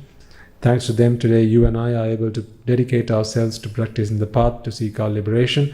May they all rejoice in the merits that we have all acquired today, and may through the power of these merits they abstain from unmeritorious deeds, fulfill the meritorious deeds, fulfill the noble eightfold path, and may they all attain the supreme bliss of Nibbana. Sadhu, sadhu, sadhu. And finally, may through the power of all the merits that we have all acquired today, as well as the merits that we have acquired in transferring merits, we be able to witness the advent of many hundreds of thousands of Arahatan Mahanses in this blessed land and in our very lives itself. Sadhu, sadhu, sadhu. And finally, may you and I and everyone who has taken part and gotten involved, contributed in whatever way that they could, however small or large, be able to become an Arahatan Mahanse, be able to become an Arahat Mehenin Mahanse in this life itself and in the era of the Gautama Supreme Buddha itself. Sadhu, sadhu, sadhu. The members of the Mahasangha will now transfer their blessings to you. May I and all beings in all worlds be freed from the fires of desire. May I and all beings in all worlds be freed from the fires of aversion. May I and all beings in all worlds be freed from the fires of delusion. May I and all beings in all worlds attain the supreme bliss of Nibbana, and may the Noble Triple Gem be with you all forever. Sadhu, sadhu, sadhu.